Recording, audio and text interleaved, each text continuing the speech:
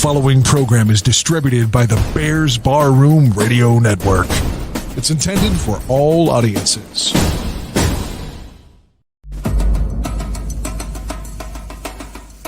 Draft on Tap with Danny Shimon and Neil Stopchenski.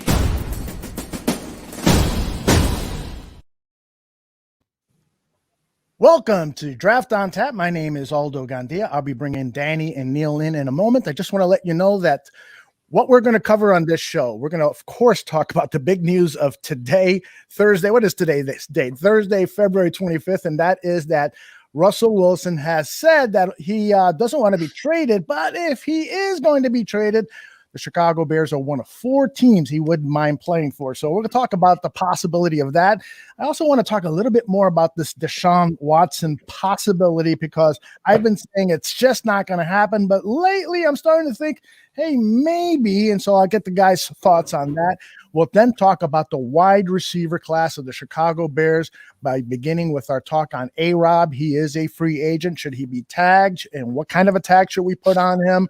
And we'll talk about the other players on the Bears wide receiver core. We'll then move into some of the free agents that perhaps might be of interest to the Chicago Bears. And then we're going to do a deep, deep dive into this year's wide receiver class for the 2021 NFL Draft. This is an extraordinary cast. About as deep as we've had. Last year's class was pretty deep. This one probably is as deep and maybe deeper according to some. So there going to be some really good receivers. Remember, Darnell Mooney was chosen in the 5th round, I want to say, last year. And so there were going to be some good receivers in the 5th round this year. Let me bring the fellas in now. They are, of course, Danny Shimon up on the upper right and Neil Stopchenski upper left. Neil, how are you, brother? Man, doing awesome, guys. Hey, Bulls won last night. Blackhawks are winning right now. We got bright blue sunny skies. The snow is melting. 50 degrees on Saturday. How can you complain about any of that? And speaking of Saturday, my alma mater, my high school, South Bend, Washington, the girls are playing for state. Repping the Bend today. Love it. Amped up for a great show, man. I'm amped up. I'm fired up. Let's roll. All right. And Danny, you look amped up too. How are you, bro? I am amped up, man. It's another day, another trade rumor about the Bears and concerning a quarterback, and then we gotta get into this receiver class and the whole Allen Robinson situation. We got a lot to talk about today. We sure do have a lot to talk about, and the word is that somebody's going to be listening in during the show. We'll make sure that we provide him the absolute best information we have available. But we have to talk first of all about Russell Wilson. So again, the story is, as reported by Adam Schefter at ESPN, that Russell Wilson's agent told Adam Schefter that there is no plan to trade Russell Wilson. He has not requested a deal, but apparently there is tension between the team and Russell Wilson, and that Russell said that if he were to be traded, that the teams he would like to go to are the Dallas Cowboys, New Orleans Saints, Las Vegas Raiders, and the Chicago Bears. He's 32 years old.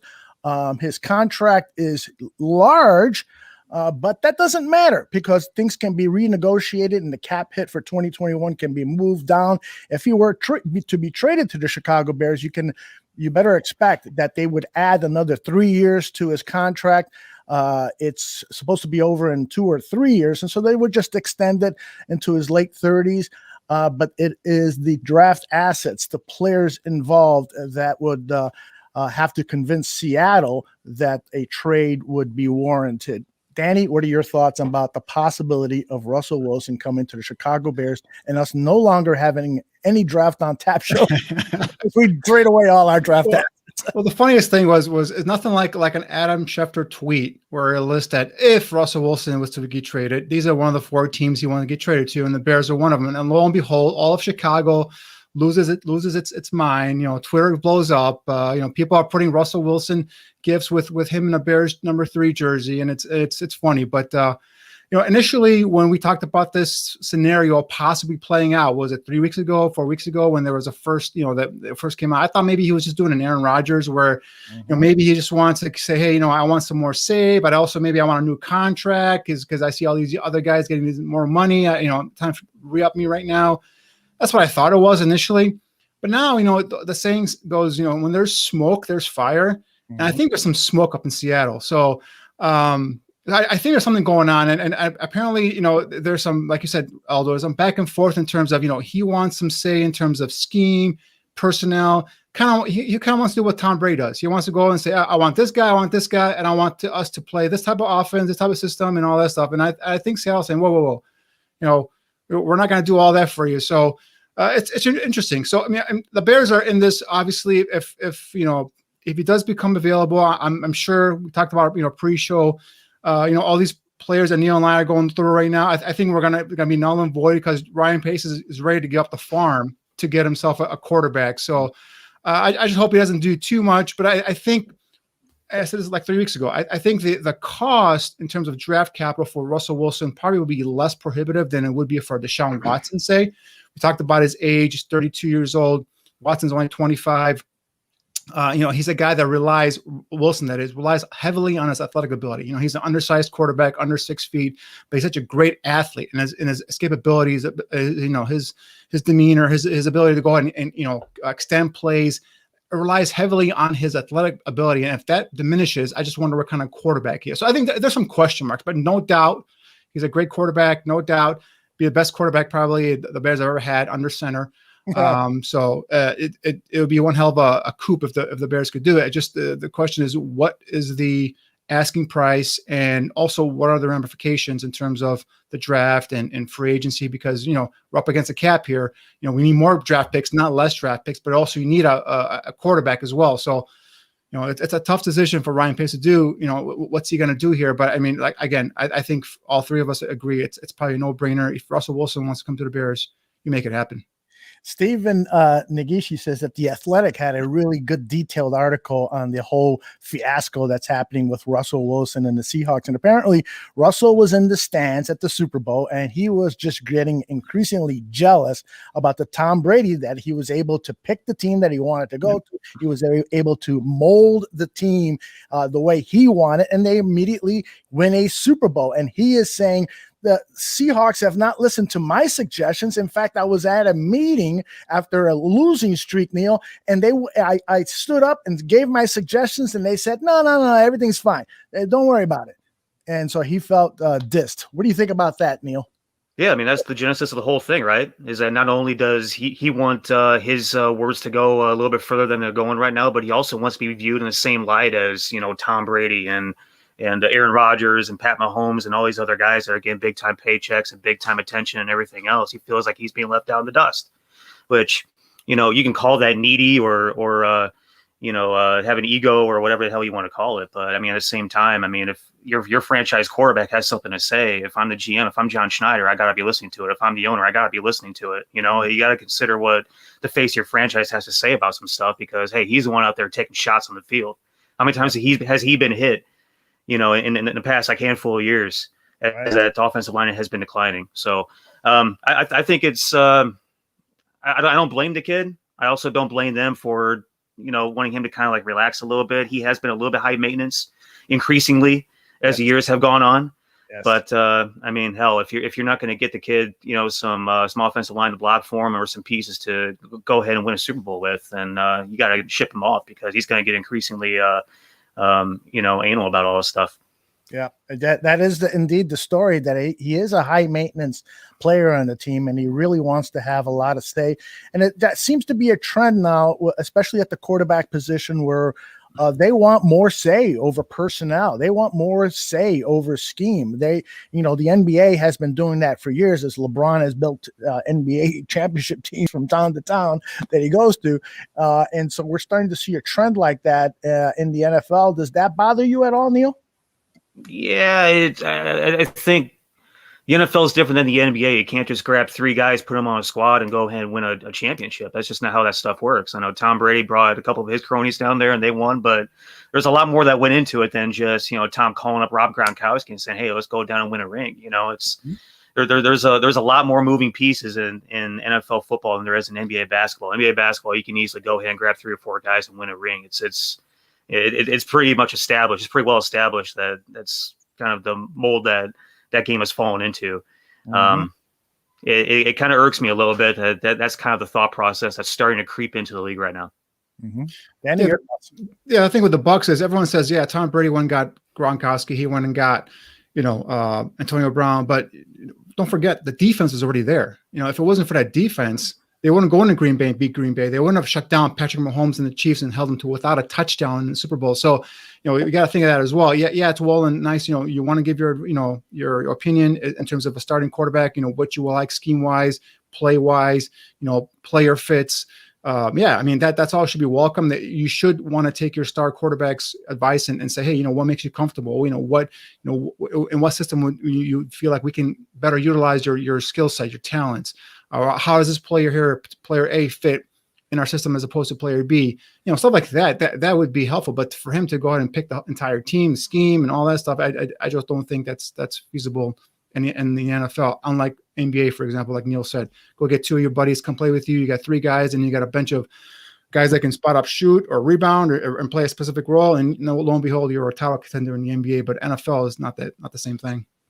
Yeah, I agree with you guys. I think, the quarterback should have a say in, play selection and scheme, because the offense, now is all about the quarterback play. And so quarterback should have a say in terms of, what they're comfortable in running and what are their strengths and so forth. Remember, when I was a kid, before you guys were born, the quarterbacks actually called the plays in the huddle. They didn't wait for somebody to come in or to talk to them on their headsets through their helmet and so forth. Quarterbacks actually called the plays. And so perhaps we're coming around a little circle into having players, quarterbacks take a little bit more control of the play calling.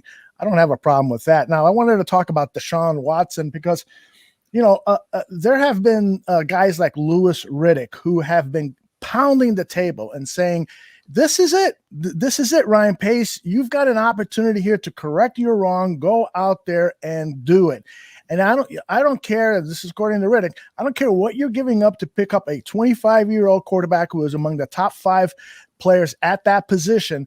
Go out there and do it. And so it seems like when you hear a guy like Louis Riddick, who has been a candidate for general manager positions in the league, when he says that there might be a glimmer of a possibility, perhaps maybe it could happen. Danny, what are your thoughts? Listen, I would love to have Deshaun Watson in the Bears uniform. The only thing is, a couple things right now. The Texans are adamant about they are not trading Deshaun Watson. Well, whether that's a game of chicken, we'll see. Are they trying to call us bluff? We'll find out. But late reporting today was, the new coach Dave Culley spoke with Deshaun Watson, and Watson told him that he's not playing for the Texans again. So, but they're still, they're still not answering the phone calls. I suppose there was a report that people are leaving, voicemails in terms of trade offers. So, so it's funny. But the other thing is like, I just can't think of what the Bears can give, even if the Bears give up 3 first-round picks, right? I still would, if I'm Houston, I want the Dolphins selection. I want or I want the Jets. If I get the number 2 pick and next year's pick and another first-round pick this year, because the Jets have 2 first-round picks. Dolphins have 2 first-round picks. Dolphins can also throw in Tua as well if they want. The Jets can throw in Sam Darnold. I think that just those 2 teams right there can offer you so much more in terms of value for that player. I find it hard for them to go ahead and pick up a deal from the Bears. Even if the Bears throw in 4 first-round picks, which I know they can't technically do, but they can always, wiggle and say, a second-round pick, it could turn into a first-round pick if this, he plays 20 games or whatever. Just some sort of stipulation there.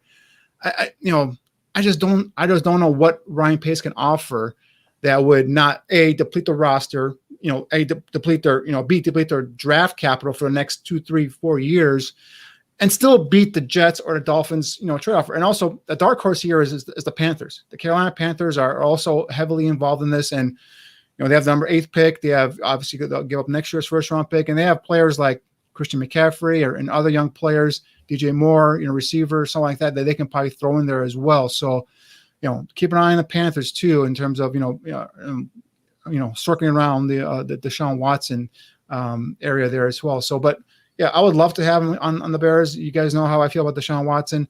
I just don't know, A, if it's doable, and B, will the Texans are they going to call his bluff, or are they even going to trade the guy? We'll see. Yeah. That's a great point. Everyone is saying that There's just no way that the Texans are going to back down, even if it comes at the expense of having Deshaun Watson sit out a portion of camp, that they're going to play hardball with this situation. But Watson does kind of, hold some cards here. Neil, your thoughts? Yeah, I mean, I completely agree with everything that Danny said. Like, how much are we going to have to give up for a guy that's not nearly as good as the guy that we would be giving up all this capital for? You know, I could see that happening for Russell Wilson. I just can't see that happening for Deshaun Watson yet. He's still got a lot to prove, in my opinion. Just start giving up, mortgaging the franchise, giving up, handfuls worth of first and second round picks for him. So I just don't think it's realistic. I didn't think that from the very beginning. I didn't think the rumors were realistic. I don't think the possibility is realistic. I think there's way too many things that would be slanting the trade in Houston's favor for us to get the kid. And again, like Danny said, we love to have the kid. We both feel the same way about Deshaun Watson. Is from a realistic standpoint right now, I just can't see it happening. Yeah, I agree. I mean, that we just don't hold the cards to make that deal. And Ryan Pace can call and beg. And I mean, the only way something like that could potentially happen is if you're throwing in players like Roquan Smith and Jalen Johnson. I think Steven had a proposal here. Let's see what he's got. He's got 2021 and 22 first and second round picks, 2023 third round pick, Nick Foles, who they don't want, Jalen for Wilson. This is for Russell Wilson, and a 2021-22 fourth round pick. So, I mean, that's the type of capital that is probably going to take for the Bears to become among the top teams vying for one of these prized quarterbacks, because we have the 20th pick of the first round. And I don't think you that proposal that Stephen made, I don't think that's something you would need to give up for Russell Wilson. We talked about earlier. He's 32 years old. Yeah. He's a guy that he's got about 5, 6, 7 years left. But I mean, that's a lot of. I mean, that's something I would think that we'd be involved with. Someone like a Deshaun Watson, a 25-year-old kid, still hit this prime of his career. That's a lot of stuff to give up there in terms of draft capital. But another thing, kind of that Wilson trade. He had Dallas on his list. He had the Raiders on his list as well. This could also, again, this is just like a game of musical chairs, right? If say Wilson goes to say Dallas, what happens to Dak Prescott? Would Seattle want Dak Prescott in a sign and trade? He's going to want probably more money than Wilson. Is that something they want? Are they just going to looking for the draft capital so they can go up and maybe get one of these guys in the first round here? That Neil and I have been talking about, for the last month and a half, 2 months here. Do they have a veteran they want to go? You are going to get a Sam Darnold, for example. What's going to happen here? So if say it's just a draft capital trade, then Dak Prescott now all of a sudden is available as a free agent. That gives the Bears another option there as well. If he goes to the Raiders, Derek Carr's now all of a sudden available too. So that gives another option for the Bears there, as well. So I think all along in terms of, when you look at the landscape of all these potential quarterbacks, besides the 5 guys in the draft in the first round, I think the veterans that, Neil, you might agree with me here, the veterans that we've talked about in terms of actually bringing an upgrade and a potential, future, starting quarterback for years to come would be Deshaun Watson, Dak Prescott, and Derek Carr. Everybody else, to me, is just, fodder for me. And I really don't have no interest in anybody else. So in that order, be Deshaun Watson, Dak Prescott, and Derek Carr. Now, if this trade does happen to, say Dallas, that brings one of those other 2 guys available as well. So this is something where you have to kind of sit there and wait and watch, and then you have to learn when to strike. Like the Rams said, hey, we're not playing this game. We want Stafford. We'll go give Stafford. We're out of it. We got our quarterback. We're done.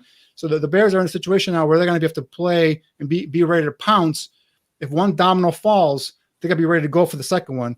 So they have to have a game plan here. Mm-hmm. Steven says that he's just spitballing with his trade proposal, but would we all agree that 2 first-round picks have to be involved for Russell Wilson? That I would say yes on that. Neil, you agree? You're kind of doing one of these. Yeah, I saw that possibility pop up today, and I didn't really give a whole lot of thought to it just yet. So, but it's interesting. You got to think about, you're talking about one of probably the top 4 or 5 quarterbacks in the league. It's been to 2 Super Bowls, right? It's been 2, right? 2. One, lost one. Yes, one. Right. Easily one of the top signal callers in the league. Face of a franchise type of dude. Mm-hmm. It's easy to see, giving up a couple of first rounders, maybe a second rounder for that type of guy. And especially if you're in win now mode, you got to go ahead and probably include another pick in there just to go ahead and get the kid. I mean, they're going to go ahead and hold us by the balls if they want to, because they know exactly where Ryan Pace's head is at this current moment. Mm-hmm. He is a special player. There's no doubt about it.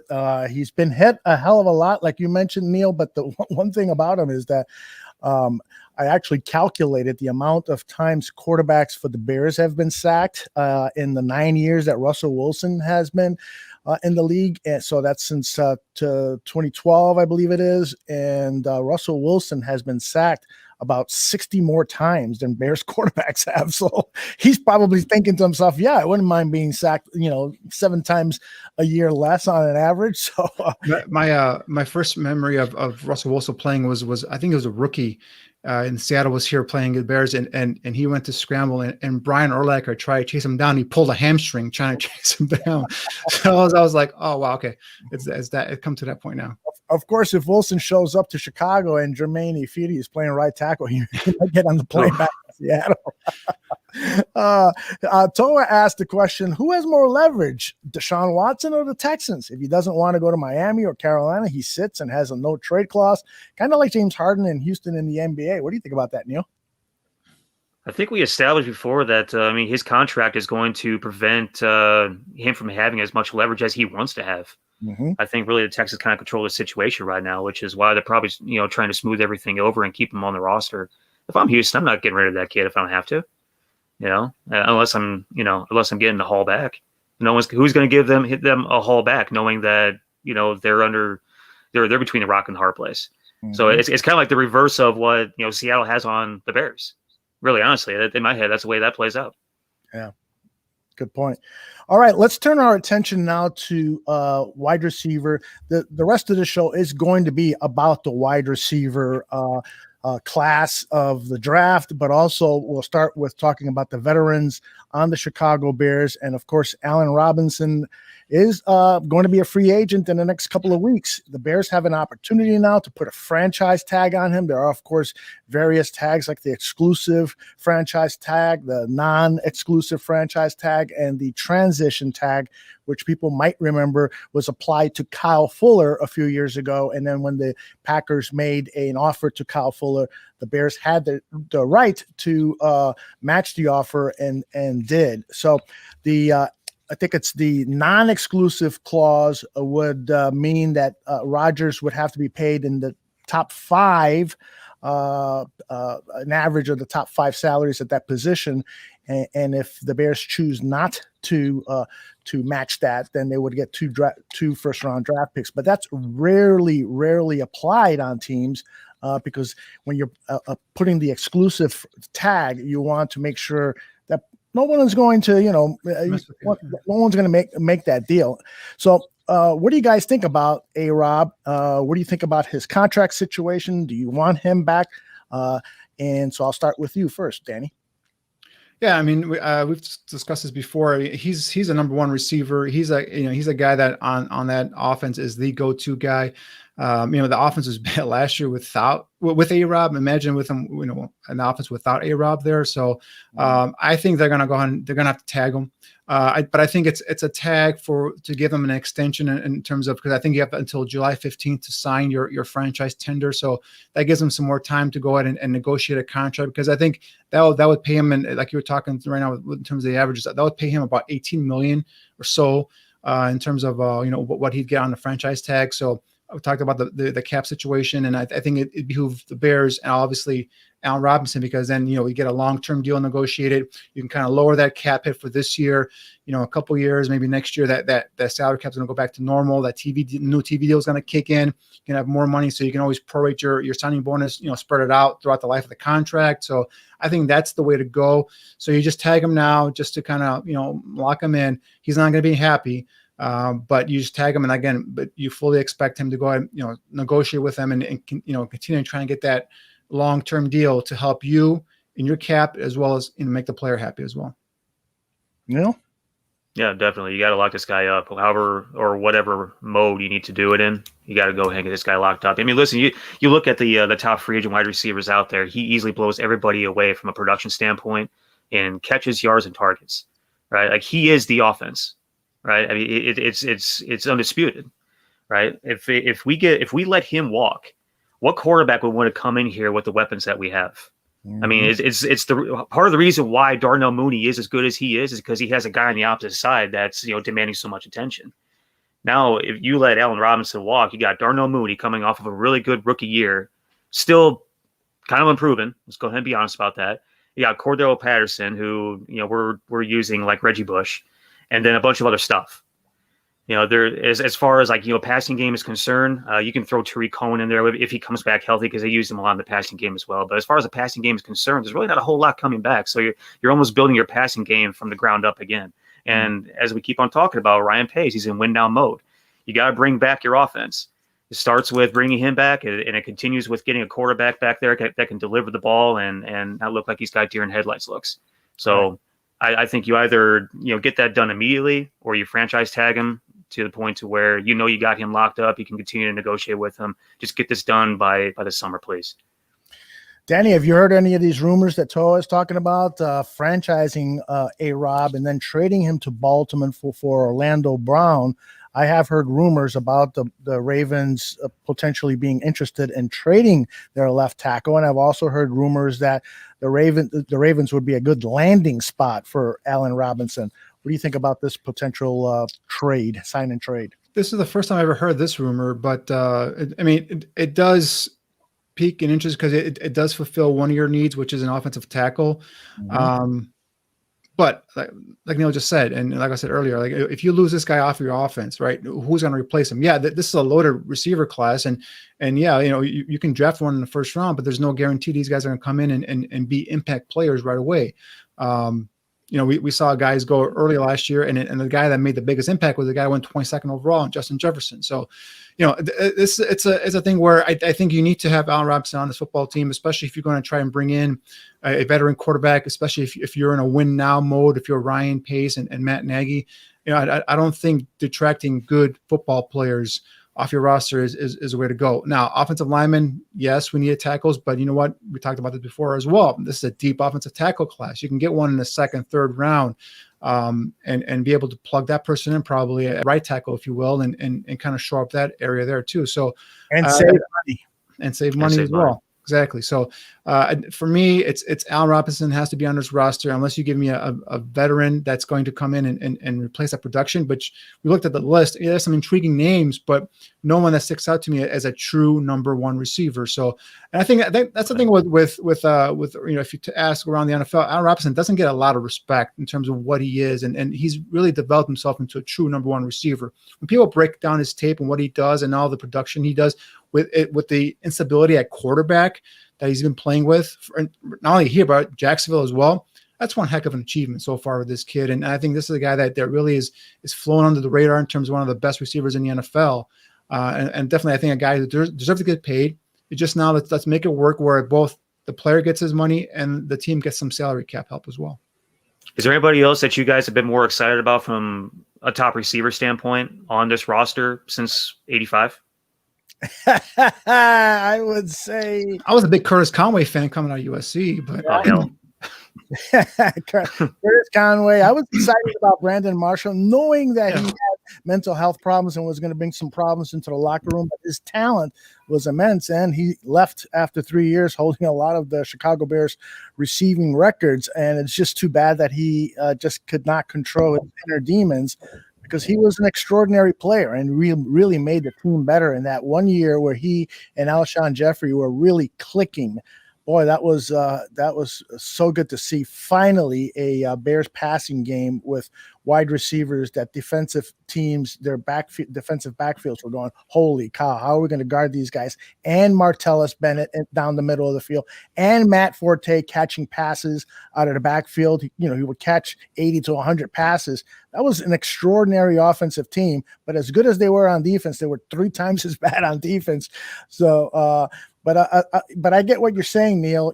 Allen Robinson is a talent. You just don't let him walk away. And it should be pretty easy to say, listen, I hear what you want. You want about $20 million a year. Let's sign you down to a 4 or 5 year contract, but help us out with the minimum guaranteed dollars on that. So, because he's probably looking for something in the 60 to 70% of guaranteed dollars. Let's bring it down closer to 50. An $80 million contract with $40 million guaranteed. Here, sign it, and let's get this thing going. And structure that contract in a way that will also allow the Bears some salary cap space for free agents this season. These are the top 10 free agent wide receivers that I've looked at, and I've also got 11 through 20. But any of these guys kind of appeal to you if Allen Robinson gets away and you've got to go chase after one of these guys? Well, I mean, for me, Chris Godwin, obviously number 2 on the list there, is a kid that's very, very talented at Tampa Bay. But, there's talk that they're going to, franchise him possibly. Kenny Galladay is a guy that's been very productive in Detroit. Last year had an injury-plagued season. And so, but there's talk that they're going to franchise him in Detroit. So it's like, which one of these guys is truly going to be available? Now, Will Fuller intrigues me as an addition to offense, gives you that speed element. Obviously the guy's been hurt a lot, but when he's on the field, he's freaking productive. But I would like him to play with Allen Robinson, not replace Allen Robinson. So, all the other guys, Corey Davis has shown some flashes. He's a young guy. Obviously, Antonio Brown, his issues. I don't think that's someone you want to bring in here. T.Y. Hilton, I think he's past his prime. Curtis Samuel is still up and developing. I don't trust him as a number 1 receiver. Pretty much all these other guys are number 2 guys, except for Robinson and Godwin. We still don't know if he's a number 1, but potentially it could be. But I mean, he's been a number 2 in Tampa Bay. Galladay is probably a number 1 receiver. So those top 3 guys are the guys that you really want. But again, are any of them going to be available? Yeah. Neil, take a look at the guys that I picked from 11 through 20, starting with 11, Nelson Aguilar, 12, Sammy Watkins, 13, Keenan Cole, Amendola, Perriman, Higgins, Rashard Higgins, AJ Green. I guess I got Higgins in there twice. My bad. And Kenny Still. So I'll add another guy. What about the veteran Fitzpatrick, who might just retire, but might want to go one more year? Any of those names appeal to you? I mean, again, we're not talking about replacements here. We're talking about complementary pieces, right? Nelson Aguilar is the one that has really surprised me from where he's come from to what he is now. But again, you're getting excited about a guy who has exceeded expectations. Is he really a number 1 guy? Can he be that guy that's the focal point of the passing game? I don't think so. Mm-hmm. Again, I think he's a phenomenal number 2. Is he ready to take on the brunt of being a number 1 guy? Probably not. The rest of those guys are just, exactly what we're talking about, complementary pieces. The one that intrigued me from the original list was, Chris Godwin, who was, another one of these highly productive dudes on this list. You take away the number 2 pieces and the guys that are, needy and high maintenance and don't act like grownups, then you come away with Allen Robinson and maybe Chris Godwin could be a number 1. Aguilar is intriguing. Will Fuller is another one of those guys that's a hell of a number 2. Mm-hmm. Outside of that, you're looking at Allen Robinson as ultimately the one that ends up seeping to the top of that list every time. Every time you try to break something down on this list, he keeps on being the number 1. So we just the Bears, they just need to do their due diligence, get the guy locked up, figure out a way to make it happen, and let's rock and roll, get a quarterback. And of course, I'm reminded that Alshon Jeffrey is out there as a free agent. Would you guys entertain the idea of bringing? No, not at all. I just talked about guys that sailed a long time ago. That guy is soft in terms of if his pinky hurts, he's out for a week or 2. So that ship is sailed. Yeah. AJ Green, I saw Winston here puts out AJ Green. He's a guy that I would have loved to have him about 5 years ago, but I just don't know if AJ Green has what. The athletic ability, the ability to stay healthy, first of all. So he's a guy that I could bring in as a complimentary guy. But again, unless this is going to be a weird free agent period, guys, because of the cap situation. There's going to be a lot of veterans that are going to be available. I saw a report where there's going to be a lot of 1-year deals signed this year. Probably the guys just looking to get by this year and then hopefully cash in next year when the cap is back to a normal number. So if the Bears line of thinking, and this is just me speculating here. Would it be, hey, we'll let Robinson go. We'll go get 2 or 3 guys on 1-year deals, equivalent to the amount that we're paying Robinson, or maybe 2 guys, for example, and we'll bring in a rookie and we'll kind of, cop it all together for a season, see how it goes. Now, again, if you upgrade the quarterback position, for example, a guy like Russell Wilson, he's a guy that's been playing with what? Until this kid came over from Ole Miss, he's been playing with really, no big name receivers, but he's been productive and he's been making them productive. So we'll see how that goes as well. Cause I mean, that could be all part of the plan. Remember, the quarterback position is going to play a big part in this decision here as well, because are you paying a quarterback, on a rookie scale contract? Are you paying a quarterback, like a $25+ million season? And because you're going to have to, balance your budget there as well. Mm-hmm.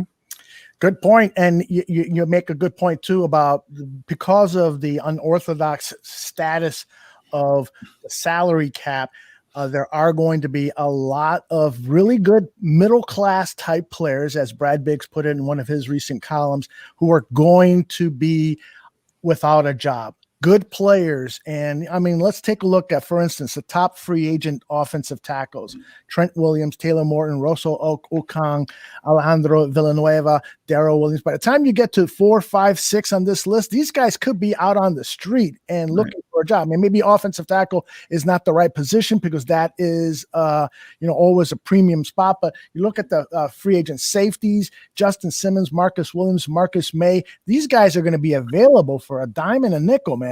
And so getting back to the point about trading lots of assets to acquire a Russell Wilson or a Deshaun Watson, well, if you're going to make a big trade like that, if it's at all possible, this is the year to do it, because you could get guys that you're going to have to move in order to make space for the big contract that the quarterback is coming. You could get guys to replace those players at at bargain basement price. So it's pretty interesting scenarios. Ryan Pace has got to really get it done this year. I got a DM in my Twitter account from Dwayne Corey saying, this is it for Ryan Pace. He has got to correct his mistakes in the past. We know now that Russell Wilson wouldn't mind playing for the Bears. Dwayne writes that he should be making those phone calls to Seattle and doing everything possible to secure him. And so he's got to make a big splash move like that, or move up to acquire one of those top 5 quarterbacks in the draft that we all love. That was my next thing was like, we talk all about going, getting these veteran quarterbacks, these superstar quarterbacks, and giving up all these multiple, hey, Ryan, how you doing? Giving up all these multiple drafts, but we don't talk about going up and getting one in the draft. And guys, Neil and I've been talking about, there's these 5 quarterbacks that we've given our first round grades to. As we talked about, was it 4 weeks ago? We're like, hey, is Mac Jones worth the 20th overall pick? Guys, Mac Jones is not getting out of the top 10 now. All 5 of these quarterbacks are potentially going to be going in the top 10.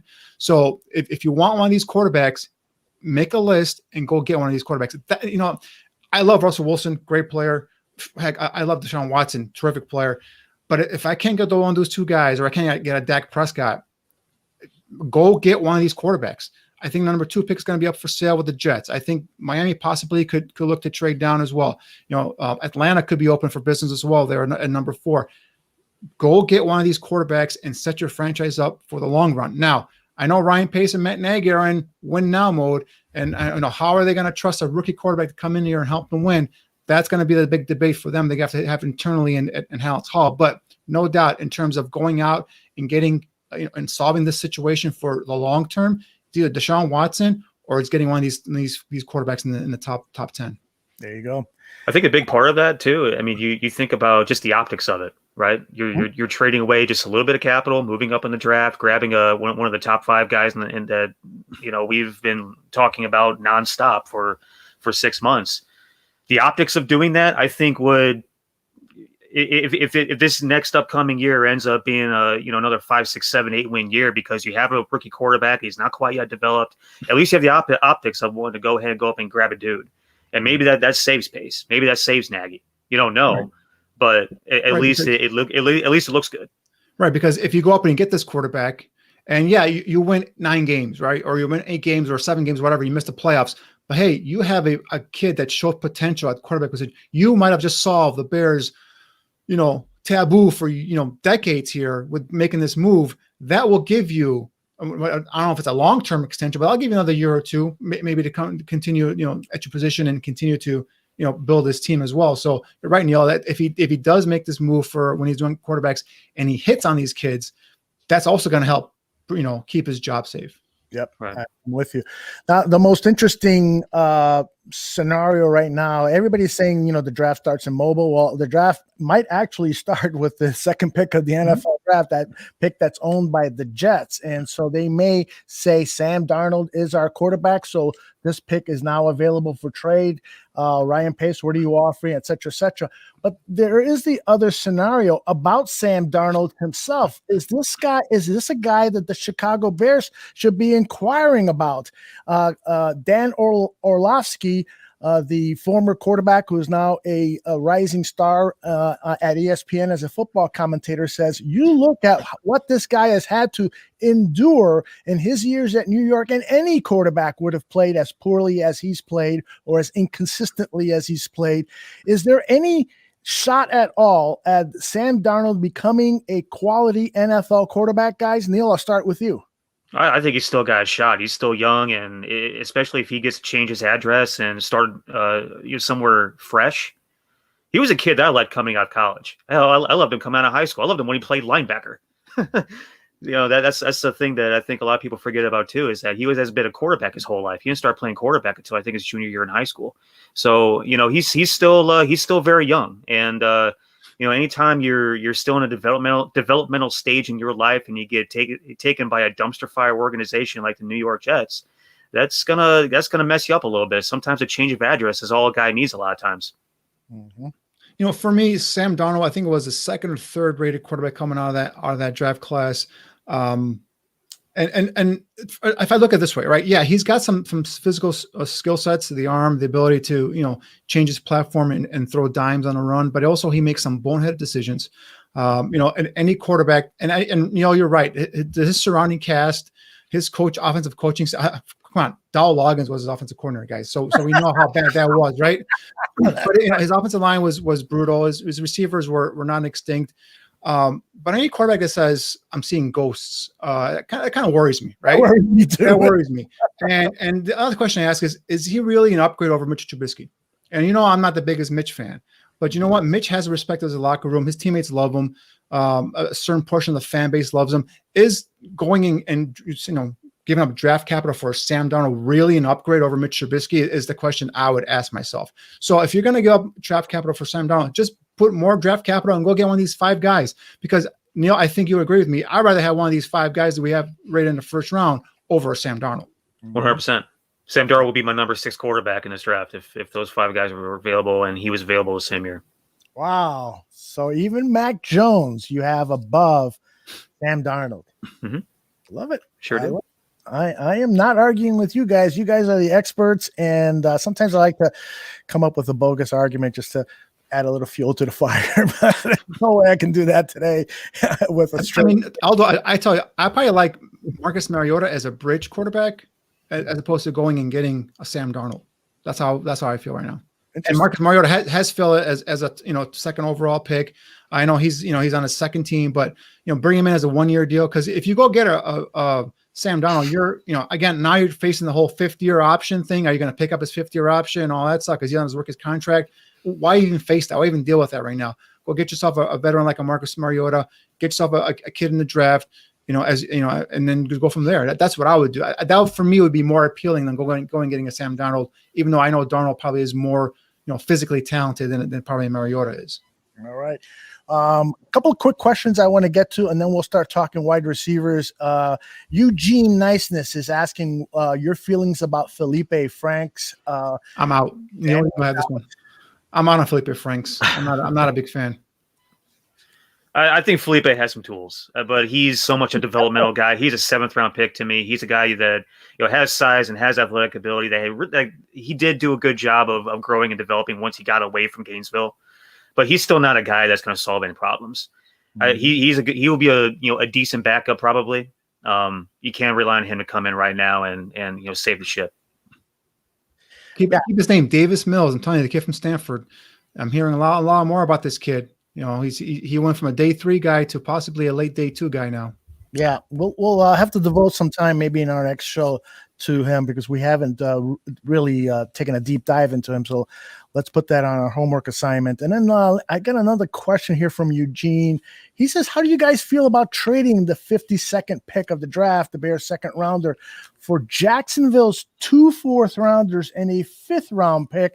We know that Ryan Pace is going to probably look to move down and acquire some more picks because the Bears could use them. Although the compensatory picks have not been announced yet, so that's going to help the Bears tremendously. But what do you guys think about trading that 2nd-round pick and acquiring 3 more picks? That's too steep of a fall for me. I mean, to go from a 2nd round to 2 4th, I'm going to need a 3rd rounder in there as well. So if I get a 3rd rounder and a 4th and a 5th, then we can talk. But to go from now no 2nd round to just 1 3rd runner and then what is it, 3 4th rounders? Mm-hmm. Yeah, we have a class that's deep in certain positions, like say receiver, possibly offensive line. But I would want more.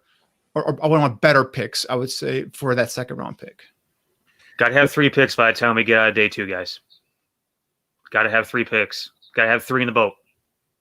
Well, they have the 3 picks. They have their 1st, 2nd, and 3rd, if I'm not mistaken. They do. Yeah, but I'm saying, like, if we trade away 52 for a couple day 3 guys, I'm not a fan of that. We got to have 3 in the boat by the time we get to Saturday.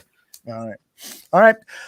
So now we're going to turn our attention to this wide receiver draft class. And I am so excited about this because there's some incredible talent. And what I asked the guys to do first is to come up with their own individual top 10 list and then let them go at it in terms of, first of all, comparing the lists. And then secondly, seeing who's missing from somebody's top 10 list and why. So I've compiled both lists side by side, and this is what it looks like. Danny, of course, on the left and Neil on the right. And for our audio podcast people, I will announce these names. It's Danny, Jamar Chase, number 2, Devontae Smith, number 3, Jalen Waddle, number 4, Terrence Marshall, number 5, Kadarius Toney, number 6, Dwayne Eskridge, number 7, Elijah Moore, number 8, Rashad Bateman, number 9, Tutu Atwell, and equanimous St. Brown's brother, Amon-Ra St. Brown. That's number 10. Did I get that right? Yes, Amon-Ra. Okay. And then Neil's list, he's got Amon-Ra actually at number 7. So, but let me start at the top. Devontae Smith is his number 1 compared to Jamar Chase for Danny. Then we've got Jalen Waddle, Jamar Chase, Terrence Marshall. Both guys have Terrence Marshall at 4, and both guys have Kadarius Toney at 5. Number 6, Amari Rogers, who is not on Danny's list. Amon St. Brown is number 7. Rondale Moore, number 8. Dwayne Eskridge is number 9. And not on Danny's list, that's the top 10, is Shi Smith. Danny, I'll begin with you. Why do you have Mr. Devontae Smith at number 1? And then, Danny, tell me why you have Jamar Chase at number 1. Take it away, fellas. Who are you starting with, Aldo? I'm sorry. I flip-flopped that. Neil, you're starting with telling me why you have Devontae Smith at number 1 and Danny has Jamar Chase. So, Neil, tell me why you have Devontae Smith at number 1. Gotcha. Yeah. So my thought about these top 3 guys, and I think it's the top 3 guys, and then it's everybody else, right? My thought around these top 3 guys was that, especially in this class, more so than any other class before, I think those top 3 guys are very much a beauty in the eye of the beholder. It's that type of deal.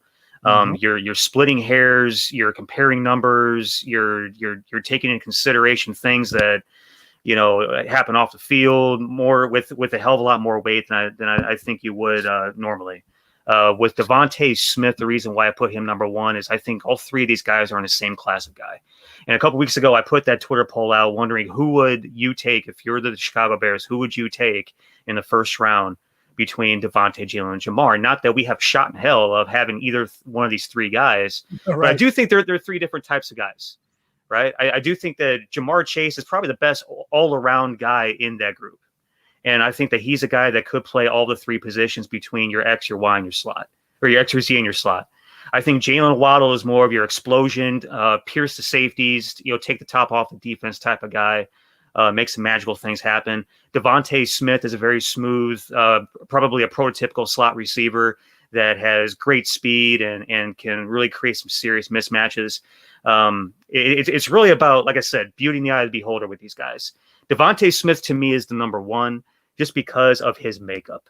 I think that when you come down to splitting hairs, like to me, the number one thing has to come to character. And he's got a character profile that's off the charts. He's humble, he's grateful, he's compassionate, he's a phenomenal human being with zero sense of entitlement.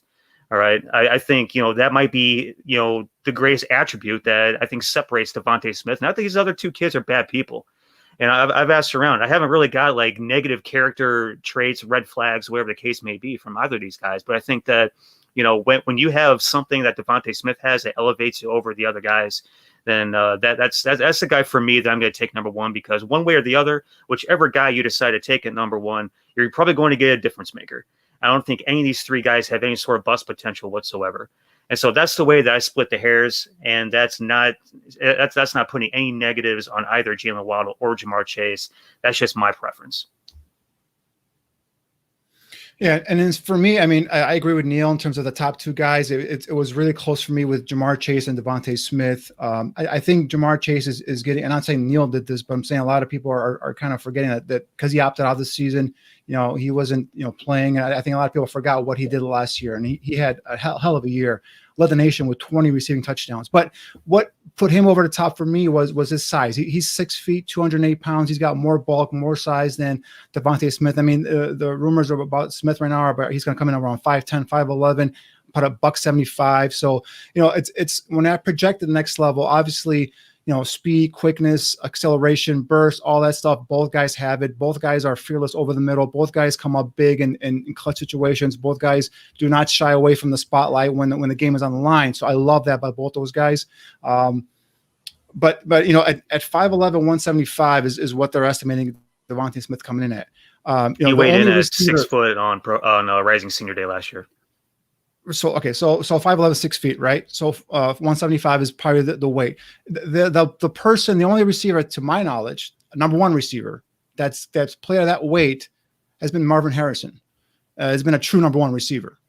Okay, so that's why I gave the slight edge to Jamar Chase, because Jamar Chase could do everything. He's got the size at 6 feet, 208 pounds. He's a physical at the press, at the line of scrimmage when a corner trying to press him. Down the field, he can go up and he can battle for the football on those 50-50, go up and get it kind of situations as well. So he's just as explosive in terms of route running, being able to create that over the top leverage with some of that speed, because he's probably going to run a 4.47, 4.45 in that area as well. So. It's very close between these two guys. Either one of these guys, if you take them, I would not really, have any issues with them. But for me, the bigger size, projecting him as a number one, type receiver is what gave Jamar Chase the leg up.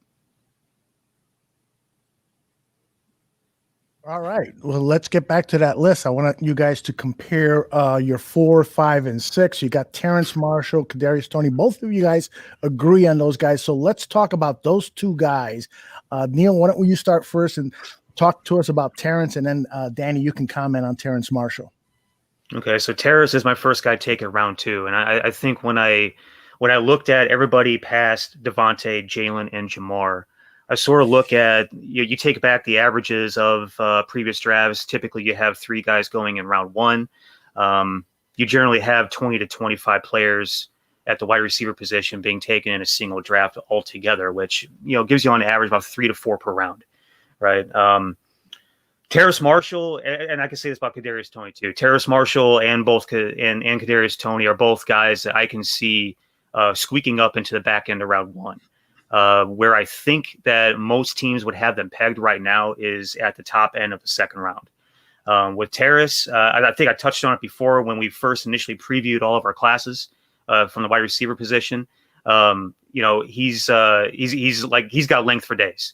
Massive hands. He's got go gadget arms, and for his size, he's got really good quickness and agility. LSU played him a ton in the slot, and as a result, you saw him in a ton of mismatch situations. And for a guy that would show up in Chicago playing a slot position, he's a guy that I think would be really dangerous.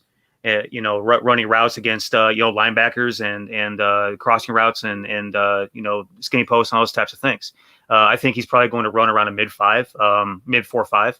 Some would say that he will creep into the 4.4s. But either way, he's a guy that has incredible length, really good speed, great athletic ability. And he gives you a lot of versatility as a guy that you could plug in a slot. You could also play on the outside as well, given his size and length. We don't have verified numbers on a kid. We have him listed as 6'3", 200. But, he's a guy that does show up on film with great length and size. And so I would imagine that it would be somewhere in the neighborhood of 6'3", 200. Danny, what do you think? Yeah, I got him at 6'3", 200 on the dot. I've been told he's going to run a 4.46. So again, we'll see. He doesn't look that fast on tape, but I mean, there's moments where he blows by defensive backs. But yeah, just like you said, at that size, that length, he's got the athletic frame. He's just a physical specimen, right? He's a guy that provides a huge huge target with a big catch radius. We're talking about his length and then his long arms. Solid hip flexibility. This is a guy that can change direction, just a smooth, easy mover in space. He's got quick feet with very good straight line speed. He can drop his hips and surprisingly well for a guy that tall. And he can be able to create some of that separation. Again, with his size and catch radius, this is a guy that doesn't necessarily have to create a big catch win, a big time separation to be able to be open, right? He can just outstretch. He can, he's got natural soft hands. He can extend out away from his frame and reel in the football. And like I said, I think that size and the way the burst and the acceleration and the speed he has, I think that just catches everyone off track, and then he just really takes over a football game. The one thing that really kind of put him over the top in terms of this guy's a natural talent. This year his quarterback play at LSU was what you'd say horrible. Is that being too kind? And he's still that's being very generous. The guy still produced 10 touchdowns with Brennan playing quarterback and I think a freshman playing quarterback as well. So I think at one point he took a guy out of the student section and throw him in there in some pads. I think that's what happened. Maybe the band or something like that. But I mean, this guy is just a legit playmaker. I mean, he's a guy. He's been overshadowed at LSU. Playing with Justin Jefferson, playing with Jamar Chase for that season. So this is a guy that definitely has got talent, and I think this is a guy. I have 5 guys with first round grades. We got the 3 guys we talked about earlier, and I got Marshall with the first round grade, and I got Tony as well with the first round grade too. The funny thing about Terrace Marshall too is that you talk about guys that are probably still growing, not only maybe from a physical standpoint. I'm not sure if he's topped out there yet, but right. from a mental and a position specific skill set standpoint, this was a kid who was super raw in high school that has developed really well, and he's become the player that he is today. And so that's really exciting when you get a guy that's probably still growing, still learning, still developing into who and what he is. That kind of gets you excited a little bit. That's why I think he could probably creep up into the back end of round 1. Indeed. Anything else you want to add about Kadarius Toney? By the way, Mel Kiper had him mocked to the Chicago Bears at the 20th pick. I don't understand these mock drafts where people are mocking wide receivers and safeties to the Chicago Bears in the first round with no quarterback on the roster other than Nick Foles. So, that's the thing is, like, I forgot who had a mock draft. They had Mac Jones going to the Steelers at, I think, 20-something, mid-20s. And I'm like, really? Mac Jones going to the Steelers at mid-20s? But the Bears were taking, like – and the one thing I hate when I see Tevin Jenkins from Oklahoma State being mocked to the Bears, that just drives me crazy. Christian Darrisaw. Tevin Jenkins and Christian Darrisaw, I swear to God. That drives me mad. You're not a Darrisaw fan, are you? But, I mean, Kadarius Toney, this is the guy – 5'11", 189 is going to run a 4.3, 4.4 40. He's just a multi-purpose talent on offense. This guy, he started games at running back, a receiver. He's played a Wildcat quarterback at Florida. He's got punt return, kickoff return experience, so he gives you that special teams value. Again, this has got solid size, but he's going to be a slot receiver for me. He's got solid size for a slot receiver, very good athletic ability. He's nifty, run after the catch. He can navigate traffic, and he can create big plays with the ball in his hands. And you can see some of that contact balance, some of that contact power when he catches the ball and he just bounces off defenders and he's running through, puts on the acceleration, that burst, and gets out and down 20, 30 yards or even a touchdown. So can shift into high gear, simply just running by tackles. We just talked about that right now. Uses that change of direction ability, his shiftiness to be able to create separation on man coverage. You see him when he's running those whip routes, the way he just plants his foot, uses his burst and acceleration to go ahead and get uncovered and man coverage. Hand-eye coordination. This guy can track the deep ball very well, and he has a speed to be able to run underneath it too. So hands catch, you see right there. He doesn't cradle the ball to his chest or to his torso to secure it. Catches it cleanly with his hands. So I love seeing that as well. The only thing with him is he's still developing. He's never really played, full-time receiver. So he's still getting better as he's, he's getting more accustomed to that position. But I think the best is yet to come with this kid. But definitely a guy, just get the ball in his hands. That's something I've been preaching, 2 years now, Aldo? Yep. Is get playmakers with speed, with burst, with acceleration. Just get the ball in their hands, whether it's on a jet sweep motion, a slip screen, bubble screen. Just look at that. Get in his hands and get him in the open field. Have him make easy first downs. And that's, gets the ball. This is the tape I put out earlier. Look at that. Just jet sweep, get the hand off, breaks tackles, show that contact power, that contact balance, and then the burst and acceleration to go and get up the field. So that's what the Bears are lacking on offense. I think this kid like this, Tony, would give them that. Yeah, he fits what the Bears need from a playmaker standpoint, 100%. Dangerous as a punt return as well. We all know we've been searching for one of those guys for years on end as well. But, I mean, you look at what he's doing at Florida. Dan always talks about, Dan Mullen, their head coach, always talks about wanting a Percy Harvin. He loved Percy Harvin back in the day when, Florida was Florida, right? And he's always looking for a Percy Harvin. This kid was his Percy Harvin. He did all those same types of things. They put him in motion. They run, these options, choices, slants, overs, cover beaters, mismatch specials. Did a bunch of goofy stuff with him, jet sweeps and just get the ball in his hands in like 35 different ways. I think he's got the talent to be around with projection. I think with the tendency for him to be kind of a hothead, having injury issues, I see him really kind of like settling in around 2. Not that that's settling by any stretch of the imagination, but he's still going to get a nice little paycheck, some guaranteed cash. By and large, his talent outweighs any of the concerns, and he showed up in Mobile every bit as advertised from a talent standpoint. I talked to like 3 different guys that were 100% like this is the most talented dude here, and it's not even close. Had a few drops. I don't necessarily log that as a tendency, only a note, because I think this kid is supremely talented. He's 100% what the Bears need. We're probably not going to have a chance in hell of him either, though. But one thing that impressed a lot of scouts and the coaching staff in Mobile is during one of the practices, I don't know if it was on the Wednesday or a Thursday practice, he sat out because he had some cramps, I think it was, or he had some sort of his legs were bothering him. I think it was cramps. And so just sitting out the rest of the practice, he got on the sidelines, chucked some Gatorade, got stretched out a little bit, and was back in there running practice. And this is just practice. So I think that showed the scouts a lot in terms of, the competitive toughness. As a guy out there, he's come there to compete, to show what he can do. And I think that really, gave him a couple of notches there on his belt in terms of, showing that competitive toughness that scouts and coaches like to see. Absolutely. All right, back to that top 10 list. Let's now look at number 6 for Danny, Dwayne Eskridge. Tell us what you think about this young wide receiver. Yeah, this is the kid that at the Senior Bowl was uncoverable. I mean, one-on-ones, he was creating separation windows like we hadn't seen. Again, this is a guy that's a track athlete in high school. He won the 100 meters, the 200 meters in the long jump. So this is a terrific athlete. He actually started and played both receiver and cornerback. So this is a guy that was on defense and was switched over to offense. And I believe he made the permanent switch in 2019. So 3-year starter. Had his best season as receiver this past year in 2020. So again, this is a guy, he's got that shiftiness, he's got that quick short area burst, the instant acceleration, the top end speed to be able to go ahead and threaten the defense over the top, give you that speed element that you don't have from the slot or inside position.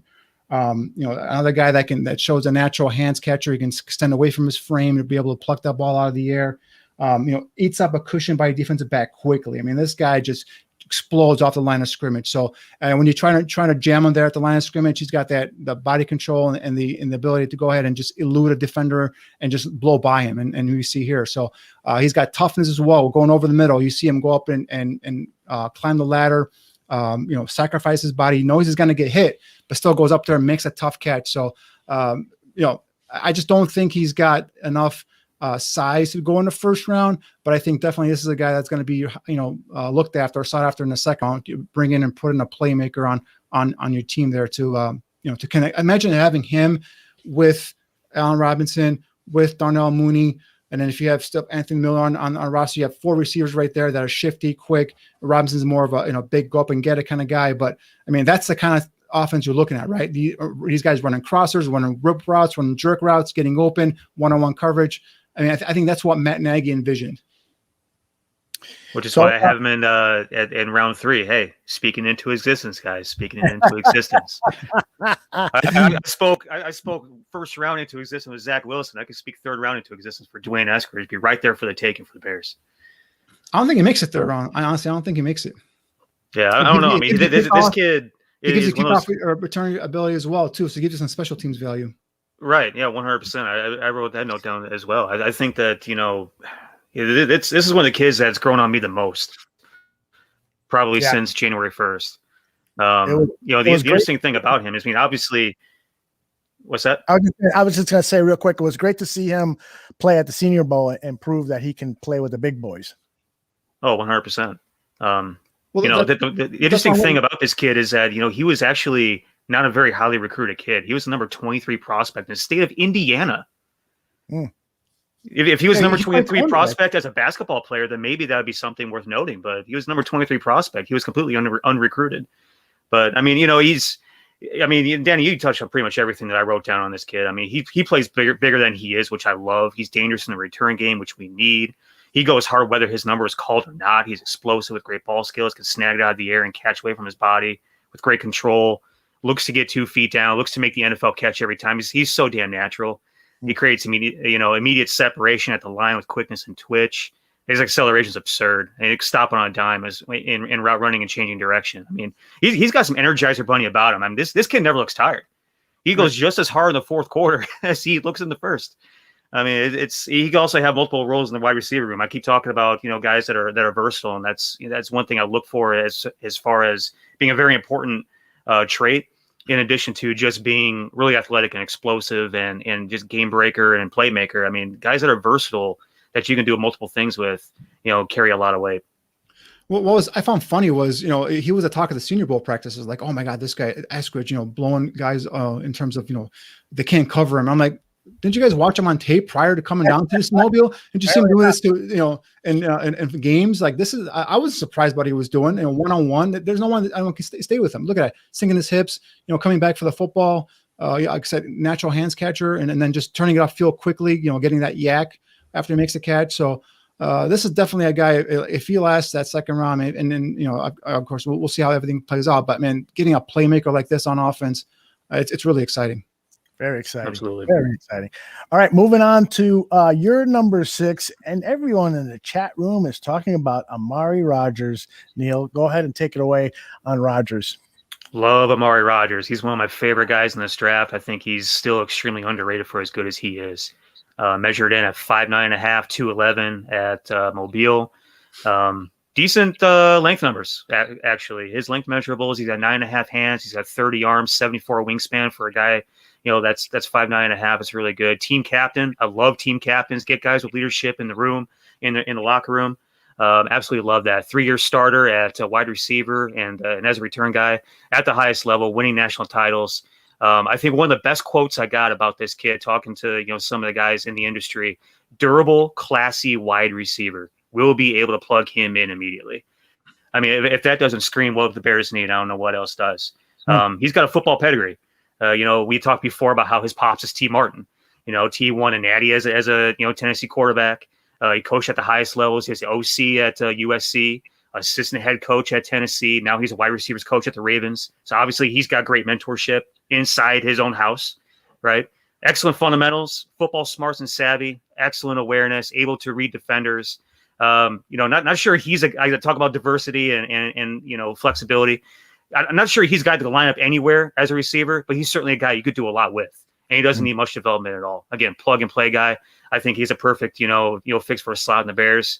I don't think he's going to be around for, when the Bears pop up ready to take a wide out, but crazier things have happened. I like him as my 6th best receiver in this draft. Now, Danny has him going in the 3rd round. So Danny, tell me why. Yeah, I like Amari Rodgers. I think he's tough. He's a guy that's physical for a slot receiver. But a guy that's 5'9" is going to run a 4.5, almost a 4.6 is what I've been told. He's not a burner type. And for those guys, I want guys that are going to be elusive with burst and acceleration and be able to stretch the seam. And I just didn't see that with Amari Rodgers. So that's why, no doubt in terms of, pedigree, his father's T. Martin. So he's this guy that's going to come in. He's going to be a good locker room cat. He's going to be on a football team. But from what I was looking for the Bears, I was looking for more speed, more acceleration, more burst, more playmaking, like we just saw with Kadarius Toney and with Eskridge. So I just didn't see that with Rodgers. Okay. All right. So that's what we have on the kid from Clemson. Let's go now to your number 7, Neil, Amon-Ra St. Brown. Danny has him at number 10. Tell me why, Neil, you like him at number 7 on your top 10 list. I'm actually really surprised Danny had him at number 10, the way he was talking about him a couple weeks ago when we were kind of previewing all of our wide receivers. I figured you'd have him up there where I had him already, be honest with you. I'll tell you why when you finish your all right on. report. But yeah, Amon-Ra comes from a family of wideouts. Dad's a power lifter. And so as far as strength, weight room stuff, very conditioned, very classed. And as far as I always talk about this rule of 3 when it comes to brothers, and they all play the same position. The oldest one is probably the one that's coached up the best. The middle one has, he's probably either the one that has a lot of hype but doesn't live up to it, or he's a very solid player. The youngest one's always the best one of the group, right? Mm-hmm. It's bizarre the way it always works out that way, or at least most of the time, probably 95% of the time. But, Amon-Ra St. Brown, oldest bro is Equanimeous, now at the Packers. Older bro is Osiris, now at Stanford. Amon-Ra is actually the smallest of the 3 of them. Equanimeous is 6'4 3/4. Osiris is about 6'2"-ish. But not that makes a difference at all. I mean, he comes from a great high school program in modern day. He's been an impact player since his freshman year, a full-time starter starting in 2019. Another guy is a captain. I love dudes with leadership. I talked about his pops being a world-class bodybuilder at Stanford. This kid plays strong, right? And he's not only strong as far as the way he plays on the field, the way he his on-field demeanor, but he's strong in the way that he runs his routes. Very sharp. He gains separation with precision. He does everything full speed, has a lot of it, and he's quick. Lots of twitch. He's smart with the ball in his hand. Navigates traffic very well. Excellent field awareness. And going back to the whole strength thing, he can escape and bounce off tackles. He's got light feet, which makes him elusive. A lot of receivers, you don't always see them coming back to the football, having that kind of awareness to attack the ball. I see him doing that a lot on tape. Shows great body control. He's bendy. His catch radius is excellent. He transitions seamlessly from receiver to runner. I think from a fundamental standpoint, he's so damn sound. And I think above all else, I think the one thing that got instilled with him in his household is work ethic, given what his pops is. I could say the same thing about Amari Rodgers, phenomenal work ethic. Guys that have work ethic, leadership, great fundamentals, playmaking ability, does everything the right way. Those guys are pretty high up on my board, and this kid is a little bit longer than some of these other guys, but I like him a lot, and he's my number 7 guy. Danny, tell me why you have him at 10. Well, first of all, I mean, all the things that Neil said about him, I agree. And some of the things a couple of things I want to add on there is we talk about body control, but this guy, running those fade routes in the end zone, the way he can contour his body, falling away from the defender, and still, be able to extend and make that catch. He made it, over and over again at USC. Back shoulder throws. This guy was phenomenal. The other thing is this guy does a nice job of finding those soft coverages in zone, those soft spots, and be able to sit there and give his quarterback a target to a release valve in zone coverages. I like that as well about him. And I love him. He might be the best run blocking receiver in this draft. So he's a guy that doesn't take that for granted. Will go downfield and he'll like ride his defender off the screen. So I love seeing that in my receiver as well. The only reason really why I had him at 10 is I was looking for a specific need for the Bears. And what I've been saying is I want playmaking, game breaking speed. He's got 4.5, 4.56 speed. It's not slow by any means, but he's not what, I was looking for a home run hitting type of receiver. That's why I was looking for a lot of these guys that are in like Eskridge's, Elijah Moore's, all these guys, guys that are faster, 4.4 guys, 4.3 guys is what I was looking for. So he's definitely a hell of a receiver. He has a chance to develop into a really, really good, possibly, I don't know, Neil, if you feel this way, but I think a possible number 1 receiver. That's how good he is. Like I said, all around game, body control, being able to, sink his hips, create separation at the top of his route, is quick in and out of his route. The one thing I like to see about these receivers is at the top of their stem, how are their feet? Are they have quiet feet, or are they choppy and they're noisy?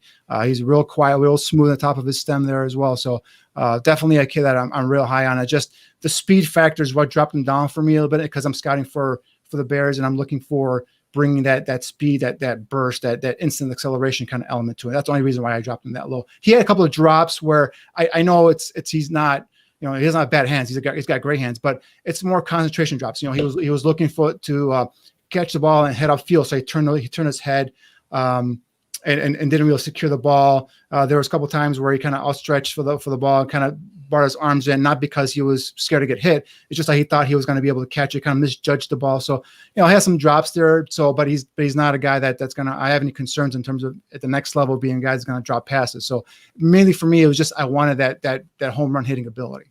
That's what we do here. We take a look at the tape, but it's not just highlight reels that we're looking at. We're looking at actual game tape so that we can see the bad along with the good. I show the highlights here because that's the easiest thing to show, but these guys are doing the hard work and taking a look at the good, the bad, and the ugly. Steven says that he read an article on the St. Brown family and the kids had to speak to their mom in German. And yeah, I saw, I think it was an HBO Real Stories feature on the St. Brown family, the year that Equanimous St. Brown of Notre Dame was coming into the draft. And that is an incredible family. Like Neil said, the father's a professional weightlifter, and they have really brought up their kids in a very super disciplined style, but not like Marinovich was raised in that robotic style, but in a manner that really prepared them to excel at whatever sport they were in. So interesting family, to say the least. All right, who do we go to next? Let's go, Danny, to your number 7, Elijah Moore. Yeah, this is a kid that I think really took off this year at Ole Miss under Lane Kiffin. I mean, he's a 2-year starter. This year he's a first-team All-American and first-team All-SEC with 86 receptions, over 1,100 yards and 8 touchdowns. Another kid that's 5'8", 185 pounds, runs a 4.45, 4.48 in that area. So he's got the ability to go and stretch the field from the slot position. So he'll stretch the seam and get downfield quickly. I'll give you some of that big play ability. He's got punt return and kickoff return experience. Again, another one of those kids here as well. Good overall athlete. He's got those quick feet, the body control, the balance, the short area burst we've been talking about with a lot of these guys right now. Quick off the line of scrimmage with that suddenness as a route runner to climb a defensive back and create separation. Soft, natural hands. Easily reels in the football. You also see a lot of highlights with him making one-handed catches down the field. So he's a guy also at 5'8" can go up and get the football too. So he doesn't just give up on those balls that are over his head. In terms of yards after catch, provide some of that with his ability to burst and accelerate post catch, displays that contact power and balance to be able to break tackles in the open field. He can also be elusive, showing some of that, punt return skills here in the open field. He can make guys miss.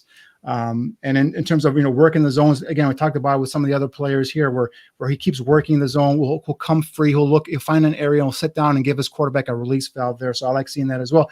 And this guy's a tough, scrappy competitor. He's a guy that, he carries a swagger. He catches on contact, and this guy's fearless over the middle. So these are the things that I'm looking for. Again, a slot receiver, that guy that can come in and you just give him the ball, whether it's on a jet sweep action, whether it's a slip screen, whatever kind of, quick hitter it is, and have him do the rest there with the ball in his hand. So that's why Elijah Moore is high on my list. He's not so high, though, on Neil's list. Neil has him being drafted in the 7th round. What's going on, Neil? Wow, 7th round. I had him a little bit higher, and honestly, I started comparing him to some of these other guys that I really liked, and he just didn't stack up. I mean, I do see a lot of the stuff that you see.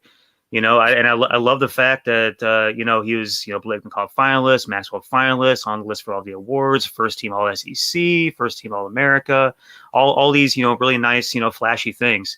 And he's another one of these hybrid type dudes that can play receiver. He's got a running back skill set. If you watch a lot of, Ole Miss film, they line him up in the back room, in the backfield a ton, next to the Ely kid that wears number 9. What you get when you talked about this kid to guys in the industry, they say, yeah, small, but he can run.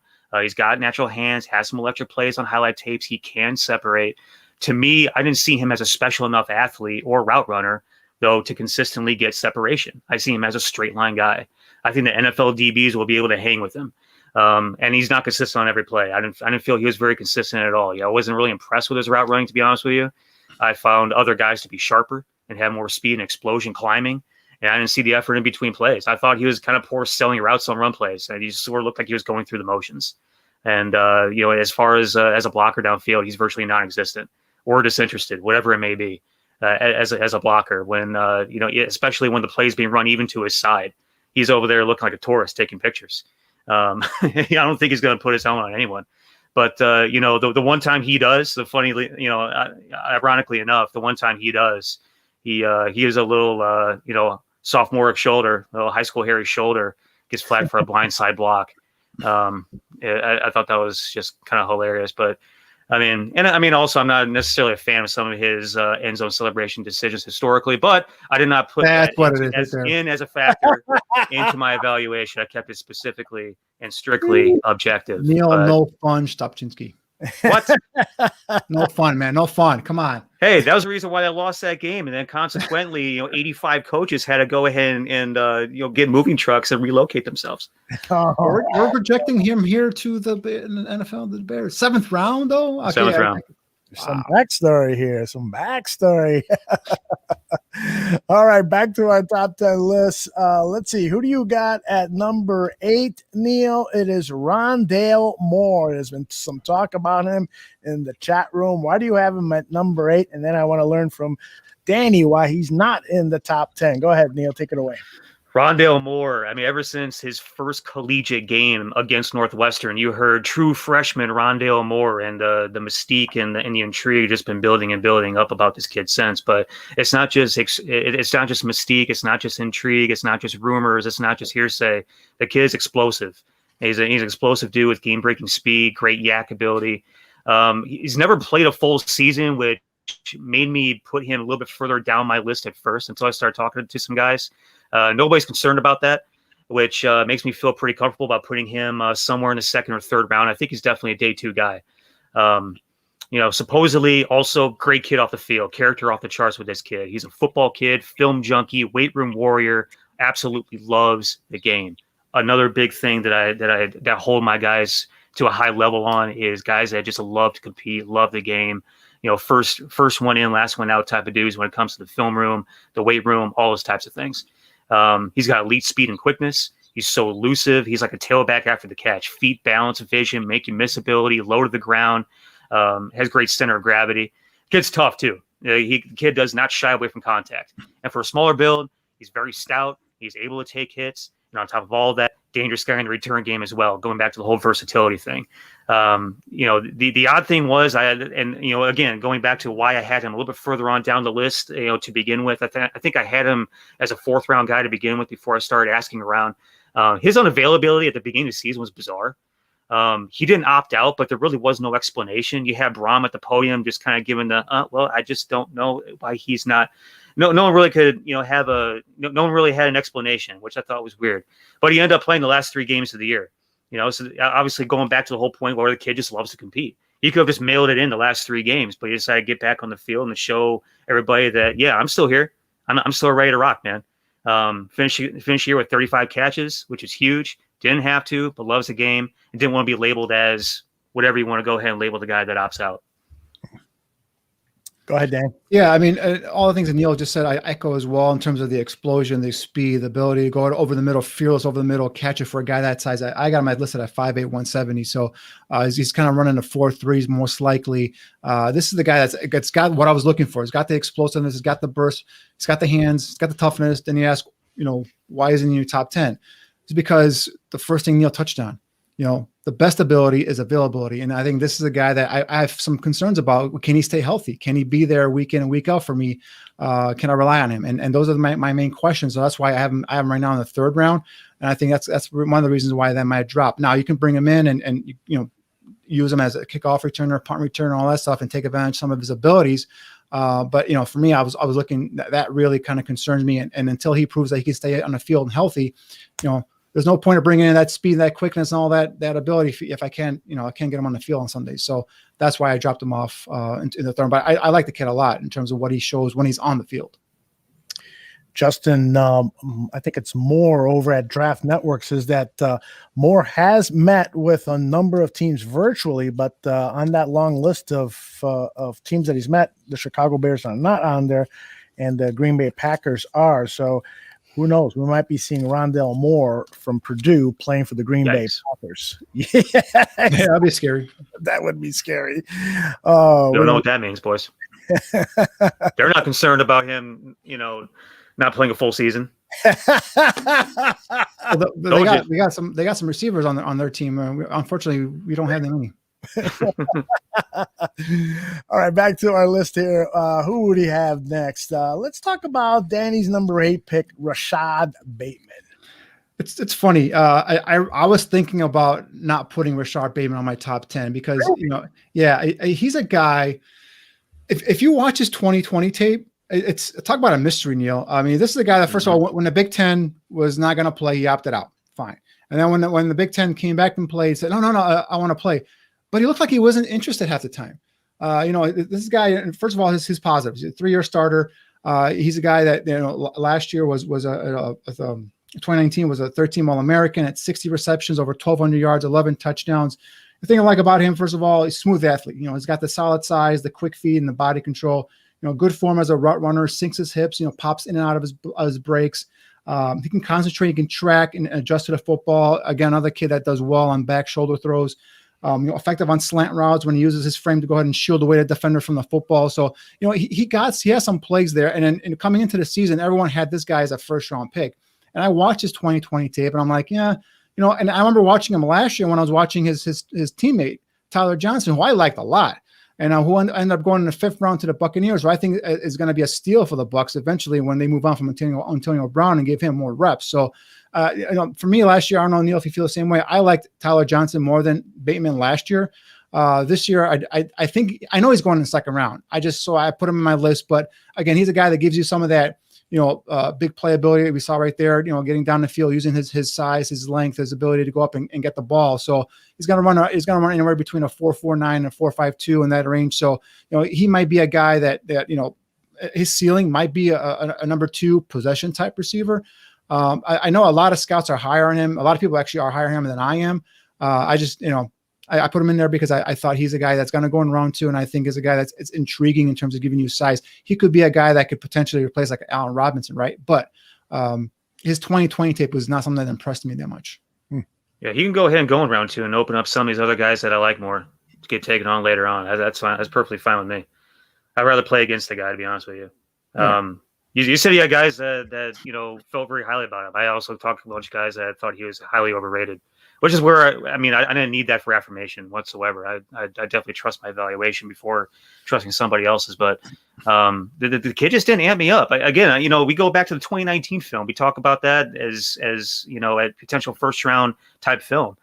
He did a lot of really nice things in 2019. The bowl game I thought was sort of so-so. I forget exactly who they play. I'm blanking right now, but he was so-so in that game. And then he turned on the 2020 film, and again, he looked just all kinds of meh, right? Well, the thing is, my question is he just going through the motions? Because, obviously it's what it looked like. He opted out, right? And then maybe he was told, hey, you know what? They're playing. It's going to look bad if you don't come back and play. So I think he went and he filed some legal, mumbo jumbo to get to be able to be eligible to play, got his eligibility. And it just looked like he was going through the motions. Mm-hmm. Opted out over personal health concerns before coming back, playing 5, and then quitting for the last 2 games. Right. So I put him somewhere early day 3 is where I put him. That's where I put the guys that are highly productive at the college level that I have questions on.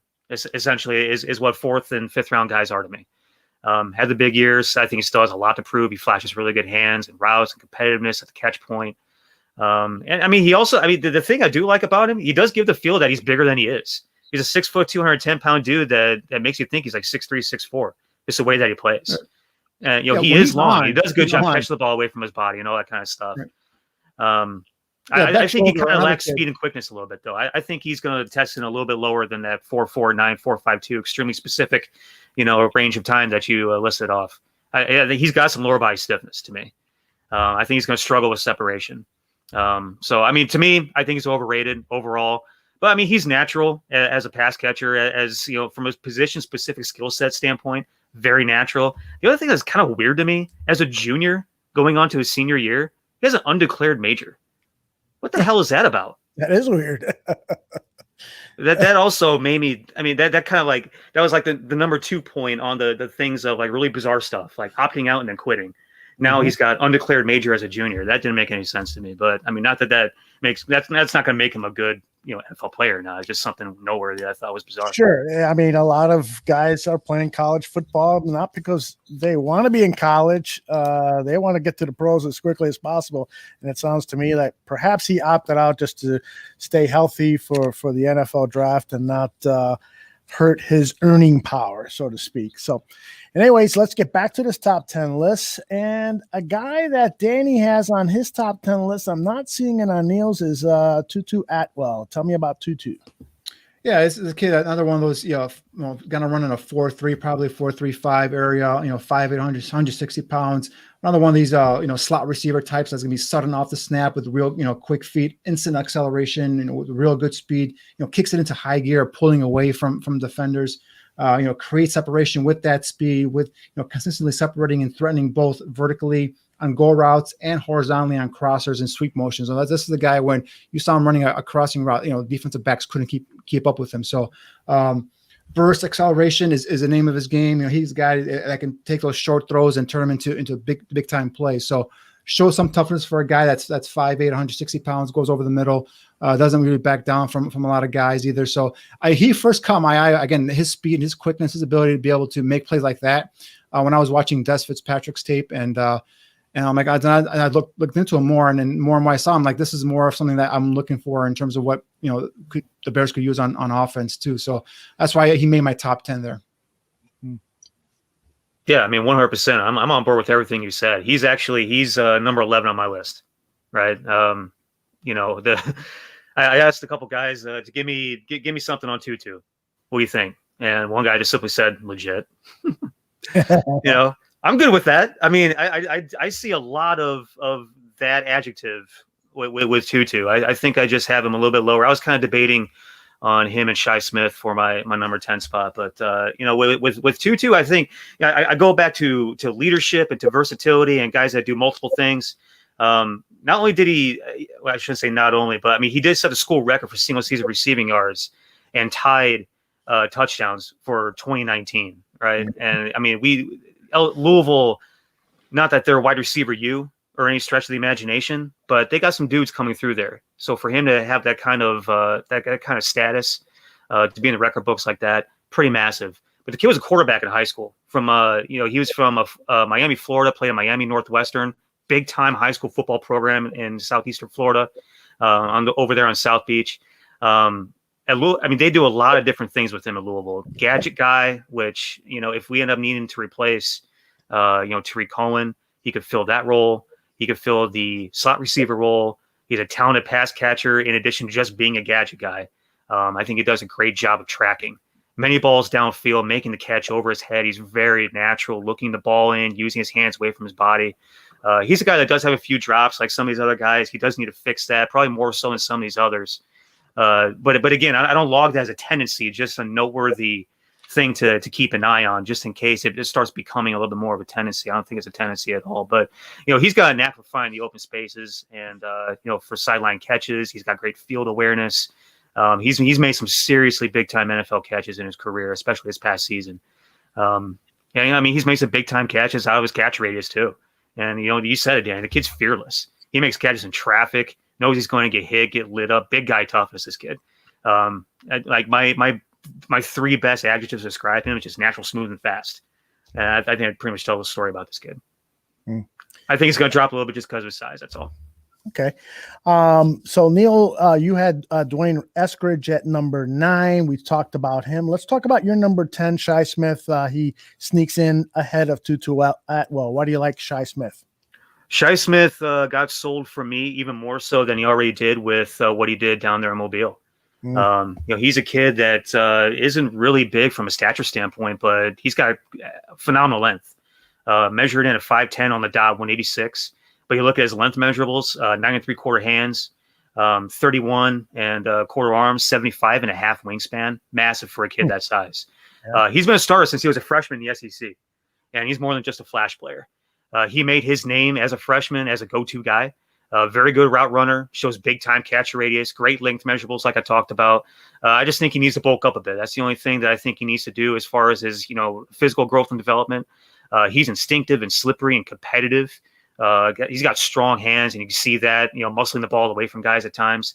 He's tough. He plays a lot of edge, and he's a willing blocker in the run game. A lot of time, willingness is all you need to be successful as far as being an all-around receiver, and adding the blocking game in. He's a guy that can project as a slot or an outside guy, bringing in the versatility aspect of that. I can see him being dangerous as a Z almost as much as I see him being dangerous as a slot guy. I don't think he's going to set the 40 lane on fire, but he'll run well. He does have some drop C tendencies as well, but he was very good in Mobile. You didn't see any of that, down there in Mobile the entire week, as far as I was able to see, or as far as it was explained to me, asking around about him. Did you see this catch there? Yep. Look at that. Let me go back. He cradles it on his helmet. He doesn't cleanly catch it, though. It's a fun catch. He kind of lucked into that catch a little bit, but I mean, he did have to use some concentration, sort of, finagle that ball, do sort of like a David Tyree thing a little bit. But ultimately, I mean, I can honestly see. I talked about the beauty in the eye of the beholder thing. I can see this kid falling anywhere from 3 to 5. Yeah. Really, to me, I like him at 3, probably the back end of round 3. The kid was really impressive in Mobile, and that really moved him up the chart for me a little bit. Right. Yeah, I agree. Mobile it caught my eye big time. For me, the one thing I really, I would talk about, good hands. We just showed some of that highlight there. But his burst off the line of scrimmage, this is a guy that eliminates a defensive back's cushions really quick, and he threatens vertically. So I love seeing that, especially what we've been talking about here, what the Bears need. This guy's going to make a living, for me at least. He's going to make a living excelling on those short to intermediate routes, basically be in between the numbers there in the field. So he's a quick guy. Again, I see him as a slot guy. So he's got some size in terms of he's 5'10", 186 pounds. You could probably line him up as a Z. But he's competitive and fearless, man. Like we talked about with Tutu, he's a guy that's not big, but he's always up there chirping. He's making plays. He's getting in the defensive back's face. And I like guys with competitive toughness. Why I don't have him in my top 10. There's some durability concerns with him as well. He's missed some games over nothing major. Hamstrings and spasms and stuff like that. For me, he's not a natural route runner yet. He could stand to go and work on his route running to be able to do a better job of creating separation, because I think he's got those quick twitch fibers where he can create, some more room for himself. I can see him getting.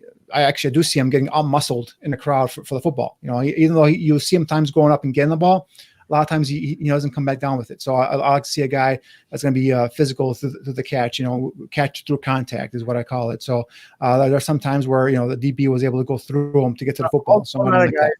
Hold on a second, guys. It looks like we just got suspended. For again showing all these highlights. I guess. Is there a backup channel? Hold on. I remember when this happened last time, we just waited a while and then we got back in. Is that how it happened?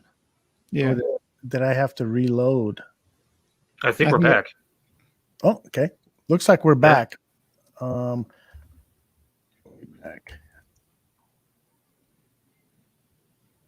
It looks to me like we're back. I mean, I was able to pull it up on my phone, so. Okay.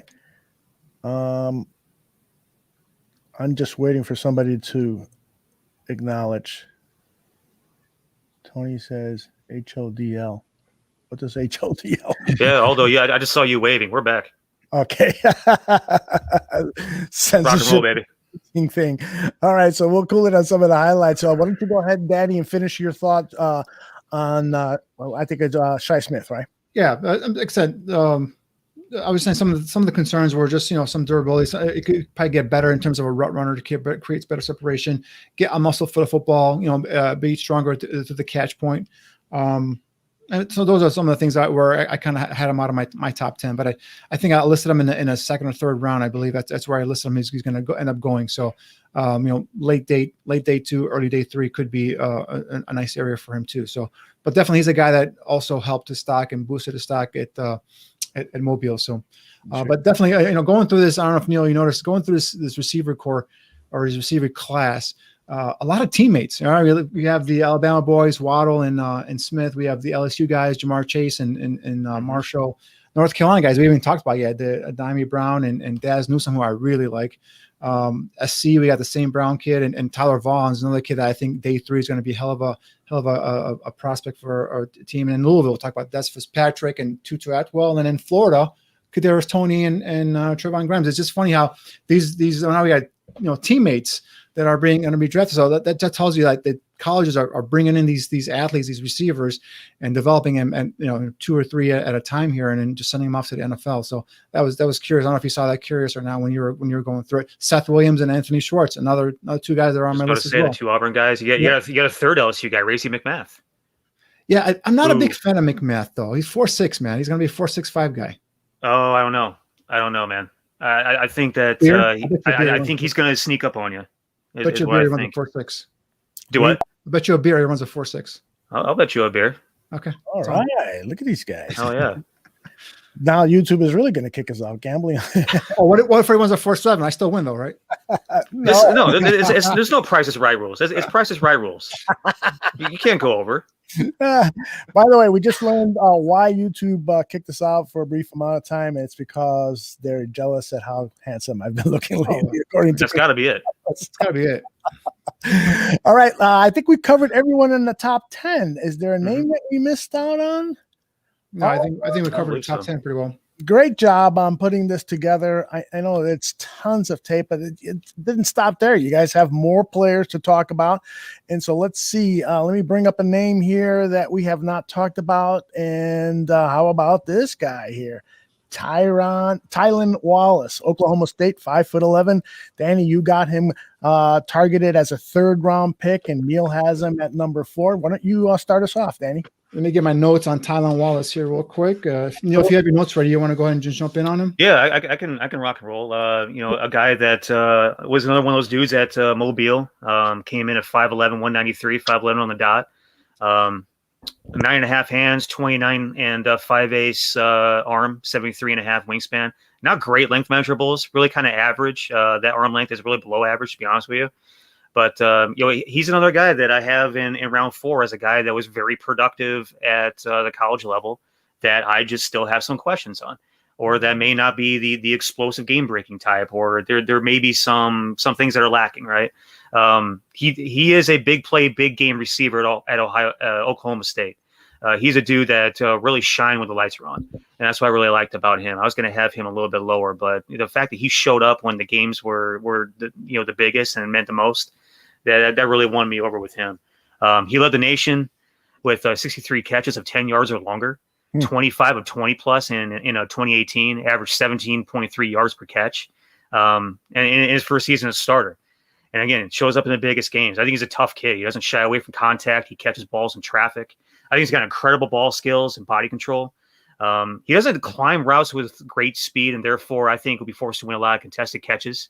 But he does have the ability to shake some tacklers while not being a dynamic make-you-miss guy. Speed-wise, like I say, another average runner. I think he's got average twitch. He provides the value of versatility. So he can be used in a variety of different ways offensively. He's sort of like a poor man's version of some of these other guys that we were talking about earlier, as far as guys that can be used versatilely. Kadarius Toney is used all over the field in a bunch of different ways. He's sort of like a poor man's version of it, in my opinion.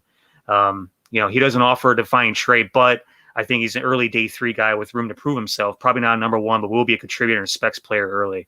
And I just think that he gives you versatility. Is really, if you want to talk about defining trait, he gives you a lot of versatility. And I think he's got great work ethic. He plays his ass off. Wasn't super fired up at first, but the more I watch him, he's kind of like one of those guys. The more you watch him, the more he grows on you. Mm-hmm. Yeah, with Tylan Wallace, I mean, back in 2018, I thought he was the best receiver in college football, and that's when he had 86 receptions, almost over 1,400 yards, and 12 touchdowns, averaged 17.3 yards per reception. And last year, he tore his ACL.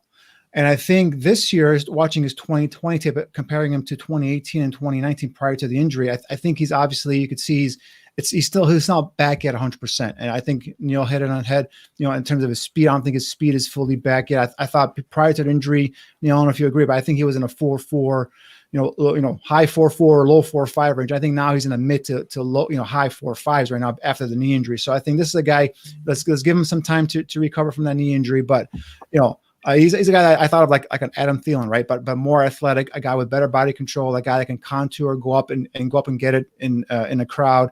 A guy that's dynamic with his hands at the line of scrimmage. If a corner tries to press on him or jam him, you see him use the arm over. You see him swipe the hands away. He's not scared or shy to be able to fight a corner at the line of scrimmage when he's trying to press him or jam him. So he runs good clean routes.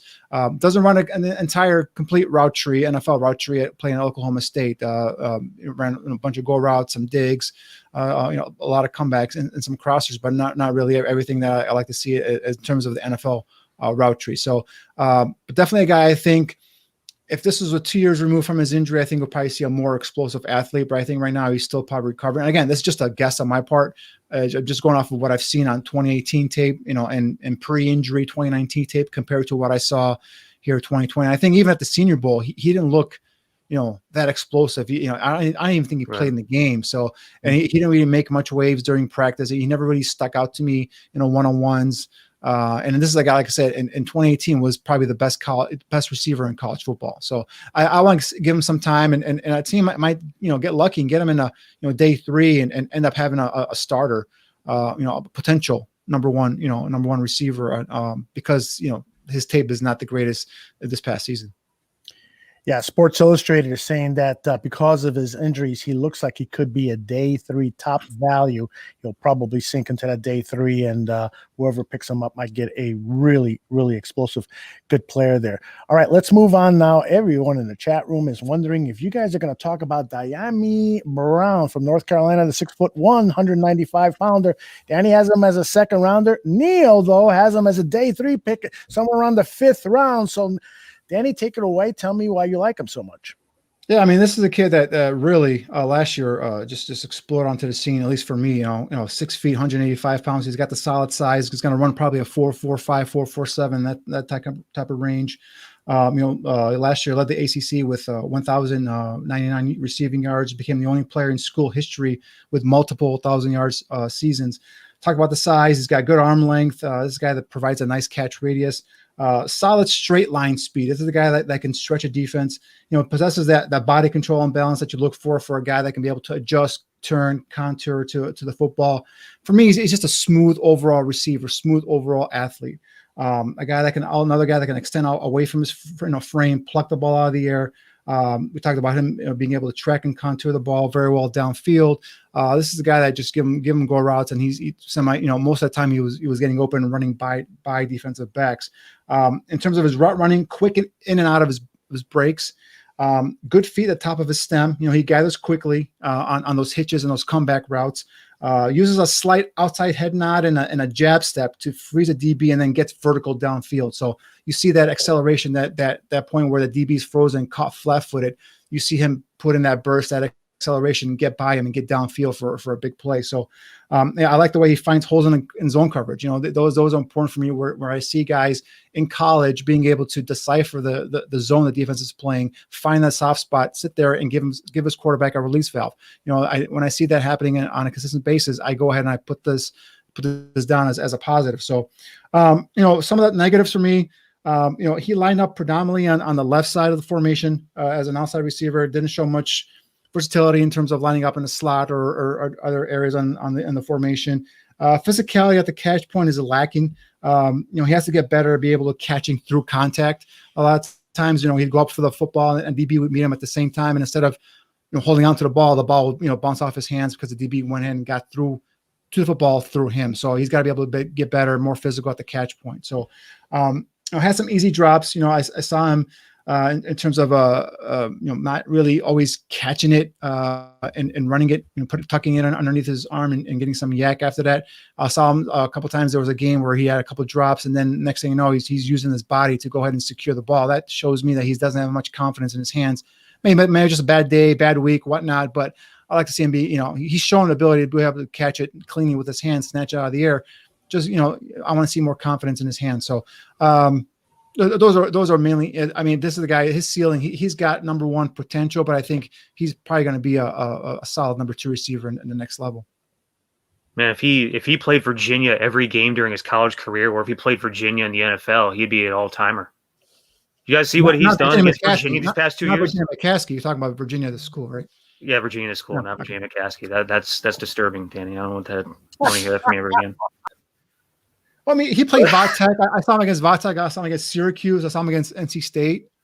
No, yeah, I mean, I watched like 4 or 5 games on from 2020, but I mean, just specifically, I guess Virginia. You guys know what he did against Virginia this past year? 11 catches, 240, and 3 touchdowns. His past 2 games, putting 2 years together, 17 total catches, 442 yards, and 6 touchdowns in 2 games against Virginia the past 2 years. That's absurd. But the funny thing is I got the same adjective down. I said smooth. I got glider. I got smooth. I said pretty. Just for me, just too many drops, man. He needs to be reliable and he needs to be confident. There's times he looks like he's neither. Other times he goes down the field and makes big plays. So, I mean, I do like he throws his nose in there. Like he blocks downfield. I like to see him be physical because he really he sort of takes it with there's a lot of seriousness about the way that he throws his blocks. He needs some work, and you hope that that's more of just a college thing, that it doesn't become a lifelong tendency, the whole drops thing, because that was something that really concerned me. He dropped more balls than anybody I've watched. Yeah, and that one game I forgot who was. It was NC State, I think it was. Maybe he, like I said, he had 2 drops, and then next thing I know, he's using his body to caress the ball. And I'm like, no. Why are you doing that? And that's a guy that lost confidence in his hands for that particular game. So again, I wasn't sure if he's battling an injury. I don't know all the context in terms of what he was going through, but I've seen you make catches where you using like I said, snatching the ball out of the air with your hands, natural hands catcher. When you drop 2 and then you start using your body to reel in the catch, that kind of concerns me a little bit. Right. Now, let me ask you a question. Are you guys, when you're projecting the round, are you projecting in terms of what you think his value is, or where are you predicting where he's going to be chosen? Well, for me, it's where I have him in terms of my grade, is where he grades out to me. So so this guy, Diami Brown, you have him as a 2nd round pick. Neil, you have him as a 5th round value pick, correct? Right. That's what I have. But I mean, again, I have him in that range of guys that, do some nice things, have some question marks, extremely productive, but, isn't a sure bet yet. To me, day 1, day 2, those are guys that you're going to bring in, sure bet they're going to be part of your, scheme, from the onset. At worst, be a 3rd option. Day 4, day 5 are guys that, again, they have a lot of productivity at the college level, a little bit more of developmental guys, but can still bring something, can be, special teams guys, can compete for jobs. And then I think day 6 and day 7 are flyers. Day 6, day 7 are guys that, man, you like this one very specific trait about this guy. Let's go ahead and see what happens. So like day 4, I should say round 4, round 5. Those are guys that, like, to me are big time value guys. And then round 6, round 7, that's where, to me, like, if you go ahead and hit a home run, man, good for you. But you're not really, hedging bets on round 6, round 7 guys. Right.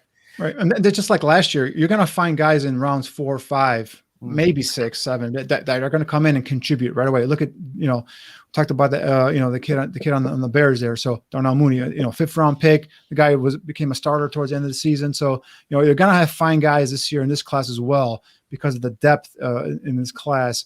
Guys are going to come in and be able to be that productive as well. This year specifically, I wouldn't be surprised if you find value in free agents on Saturday night. Because, I mean, you look at it, like, on average, you get about 20 to 25 guys drafted. In a normal class, you get 20 to 25 guys drafted. I counted 40, I'd be like 43 or 45 guys that have draft grades, which is absurd. So, I mean, somebody's going to go ahead and hit a home run even on a guy that they signed Saturday night after the draft's over. All right. And that's what's going to be the interesting thing watching, looking forward, the next couple of years, who actually emerges, between day 3 and free agent guys. That's going to be an interesting case study down the road. I think it's going to be fun. All right. The next guy we're going to talk about is a guy that gets a lot of attention, a lot of debate. It's Nico Collins, the 6'4", 215-pounder out of Michigan. Both guys have him as a day 3 pick. Danny in the 4th round, Neil in the 6th round. Who wants to start it off, guys? I'll go, I guess. 6'4" and a quarter, 215, senior. Good length, just under 9.5 hands, 32.5 arms, 79 wingspan. Should say probably for his size, average length, to be honest. But length is length at the end of the day. 25 games played, 21 starts. You look at 75 catches for 1,361 yards and 13 touchdowns in 2 years as a starter. In 2019, he averaged 19.7 yards per catch, which is phenomenal. One of these guys I set out 2020. I don't like to sit out guys.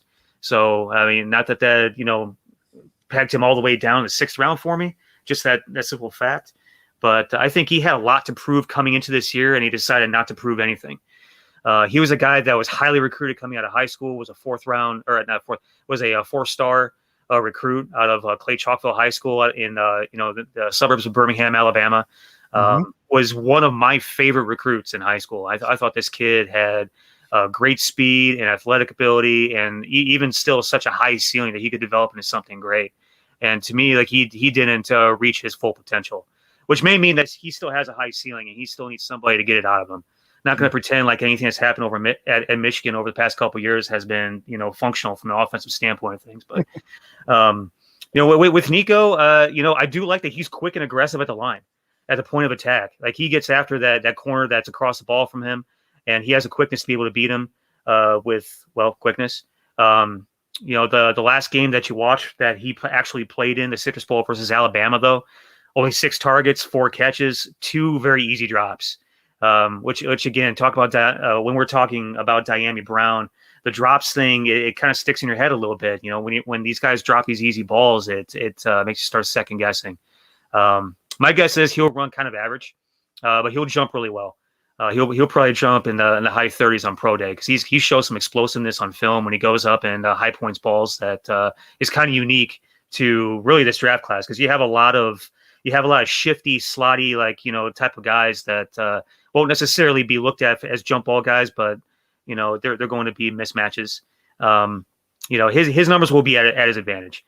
I think he just needs to show more consistent hands. He isn't super gifted and fluid as an athlete, but he does have a tall NFL ceiling, in my opinion. Just looking back at my evaluation of him at the high school level to where he is now, I think he still has levels that he can attain in his development. He's going to be brought in as a mismatch guy, an outside guy. In that sense, I'm not sure he's a very good fit for what we want here in Chicago. But ultimately, if, taking a flyer on this guy in the 6th or 7th round, I won't be upset about it. Yeah, I agree with this guy. For me, he's a go up and get it kind of guy. What that means is he's a guy with that size at 6'4", with that reach at 32 plus arm reach. He's a guy that's going to go up and high point the ball. He's not going to create much separation in terms of route running and being creative with getting DBs tripping all over themselves. But he's going to be a guy that's going to, even if he's not open, he's going to be open. You just get the ball in his vicinity, use that body, that athletic ability to go up and get that football. So that's where I think he's going to excel. With Nico, he's a guy that, as kind of watching Michigan games here and there, you see the athletic ability, you see the ability for him to get downfield and be a big time threat. But then when you concentrate on the tape and on the player himself, you watch 4 or 5 of his games, you see some of the same things over again. I see lazy releases. Let's put it that way. Lazy releases is the word. Thank you. Yes. Lazy releases off the line of scrimmage, right? We see some drops. All right. We see some habits that I'm not liking. Now, the quarterback situation in Michigan was iffy at best, if you will, right? So, and not a lot of times he was diving and contouring for footballs that he had no chance of catching. So, I gave the guy some slack there. But when you go in and project him to the next level, he's a guy that I think is going to make his burden, money going up and high pointing the ball, using that physical prowess, that size, that length to be able to make these catches. But in order to be successful, he's got to be able to get stronger at the catch point. He's got to be able to hold on to that football and not let a DB come back from behind and knock it away from him. So, that's an area where I think he's going to improve on. But if you expect him to be twitchy, quick, in and out of his breaks and create separation, he's not that type of receiver. That's why I really don't have him in the top 10 for the Bears. But he's more of a like I said, go up and get a type of receiver. Is going to use his physical strength and traits to be able to be a big play guy downfield. Steven says that we've all struggled with the word, almost as like we've struggled with his last name. All right. The Nico Collins Pro Day, by the way, is a month from now, and that's one that I'm going to be highly interested in because besides the edge rusher Kwity Paye, You got Jalen Mayfield, who has been mocked to the Bears in a number of mock drafts. You got Nico, of course, Chris Evans, the running back, Ambry Thomas, the cornerback, Nick Eubanks, the tight end, and a guy that I fell in love with at the Senior Bowl, the fullback, Ben Mason. This guy was blocking the players out of the stadium. I mean, I wish the Bears just, bring in an offense with a fullback just to get Ben Mason on this damn roster. Yes, that's a dude right there. The spirit of the neck roll. I love it. I love that guy. Need more neck roll guys. Absolutely. Was he a linebacker, Neil, coming out of high school? I can't honestly remember. Okay.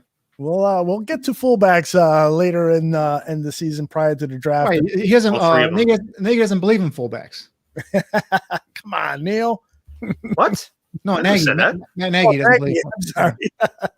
That is for sure. He doesn't, but he better start believing in it pretty soon, especially if he's forced to bring Mitch Trubisky back as his quarterback. That's not happening, guys. It's not happening. There's still a possibility that might happen. I'll bet you 2 shots that's not happening. Lloyd Christmas over here. His beer and 2 shots. Lots of people talking about. When did you turn into Lloyd Christmas, man? So you're saying there's a chance. One in a million. Really. Seth Williams, the wide receiver from Auburn, 6'3", 225 pounds, man. This guy is made out of some timber. Danny's got him as a round 3 pick. Neil, you've got him as a round 6 pick as Danny surfs around for his notes. Why don't you start us off, Neil? Seth, I have at 6'2", 224. I mean, I love this dude coming out of last year, going into this year. And even the first couple games this year, I tweeted about him a couple times. Watching some Auburn games, he saves Bo Nix's ass so many times this year. But at the same time, he still was a guy that I think kind of regressed. Seth, he does have the accolades. He ranks 7th all time, 4th all time, and 3rd all time in catches, yards, and touchdowns at Auburn. I think he's going to be a big X or slot. He showed though this year it's kind of easy to get into his head, and he ended up being very inconsistent with running routes and catching balls, and just really showing the confidence that he always had. There are 3 teams here this year, and I think Georgia was one of them specifically. I forget the corner's name that really messed up his mental process that game, but he went straight to hell in that game, and that really concerns me. If he doesn't have that kind of mental toughness to be able to take trash talking or to take guys winning reps against him, I have some serious doubts. I had him originally as, I think, a round 3 guy. If I go back here in my notes, but originally late day 2, early day 3 value. To me now, he's a late round guy that has potential to be a 2nd or 3rd option still, but. I think he's got to prove that he can hang with some of these guys that got mouse on that chirp a little bit, because that took him severely out of his game a couple times this year, and that was really concerning to me. Yeah, for me, Williams is another kid that the more I watched, the more I liked as well. We talked about his size, 6'2", 211, an all-state player in high school in basketball, and also a medalist in the long jump and the high jump as well. So. Played safety and receiver in high school, so he's a guy that played both sides. 3-year starter. Talk about the length. He's got long arms. Again, giving a receiver a huge target with that big catch radius. Solid hands. A guy that can reach out and snag away from his frame. We talked about that as well. Quiet feet at the top of his route. I like that with him. He's a guy that gets in and out of his routes, breaks his stem, doesn't chop his feet at top. So he's got smooth and quick natural feet. He's a guy that we talked about again, go up and get it. He's a guy that can throw up there. He's got the ability. He's a long jump, and like I said, long jump competitor before. You can go up there and he can snag. He's got those hands to be able to high point the football. So this is a guy that's going to present that one-on-one matchup down the field, for those 50-50 balls, or even in the red zone, in one-on-one where you can go on a fade in the corner. You can go up and get it. So the one thing that for me that kind of caught my eye was a lot of bad drops. Another kid here that we had some drops, and Neil touched on people getting into his head. I don't know if that was the case or not, but yeah, a lot of times where I saw him just make spectacular catches where he's diving and he's turning and he's adjusting and contouring from the ball, but then the next play he's dropping the ball right in his lap. So that's the thing he's gonna have to work on. So that's why I got him in a round 3. But definitely a kid that I see a lot of potential in.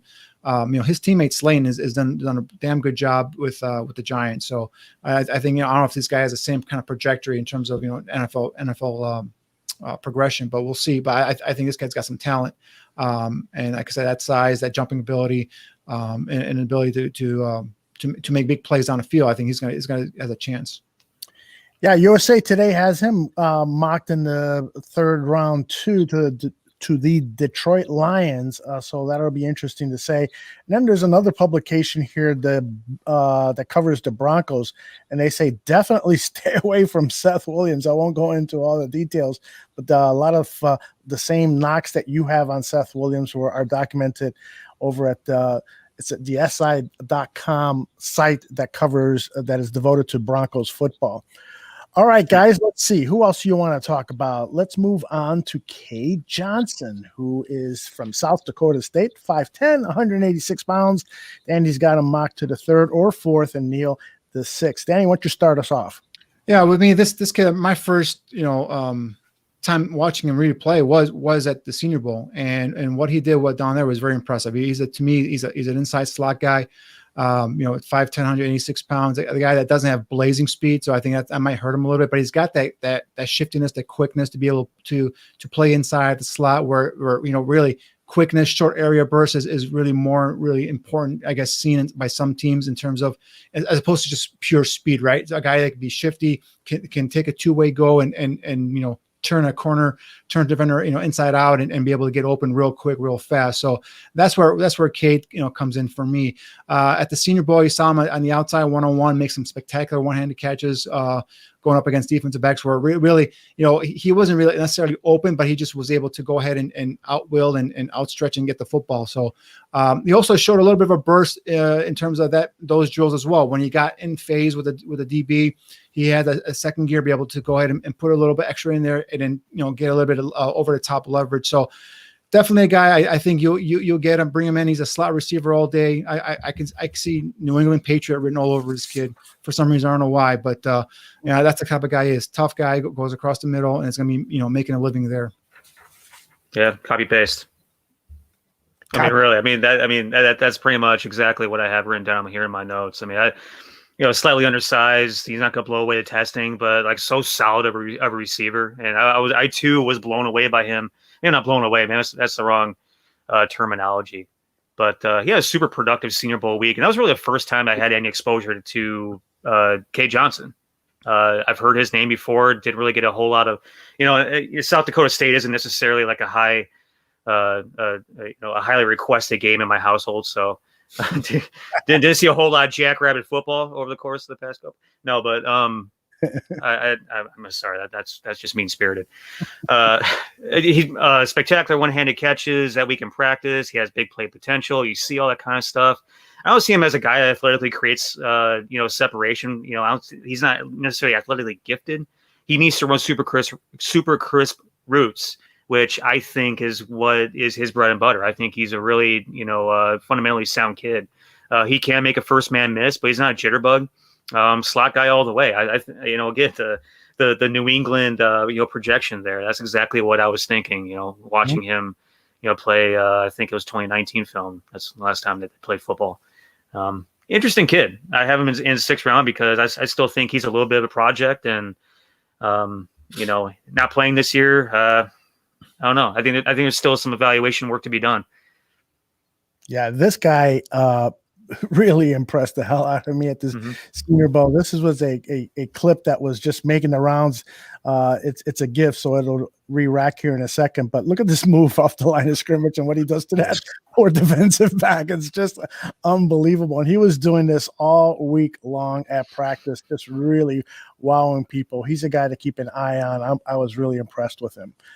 All right, we move forward, and let's talk about Josh Palmer, who Danny, you've got him as a 4th rounder. Both of you guys have him as a day 3. Danny, 4th round, and Neil fifth or sixth round. This is, again, Josh Palmer, Tennessee, 6'1", 210 pounds. Danny, start us off. Yeah, another guy I talk about, again, Senior Bowl week, right? This is a guy that really, really stood out for me as well. What he showed at Senior Bowl week that I hadn't seen up until that point was that burst, to be able to, we talked about, being in phase and then just, that extra second gear to go ahead and get that over top leverage and beat, corners over the top. And I think that's what he showed down at the Senior Bowl. I mean, look, it talks about size wise, 6'1", 210 pounds. He's stout, but he's got 33-inch arms. That's a huge catch radius. This is a guy that can extend away from his body, make those catches. Like I said, he's physical at the catch point. So we talked about, previous receivers having to get a little more physical at the catch point. This guy is physical at the catch point. This is a guy that, plays with good balance and body control. You see him contouring, adjusting to the football, throwing down the field. Another kid that didn't play with a good quarterback last year at Tennessee.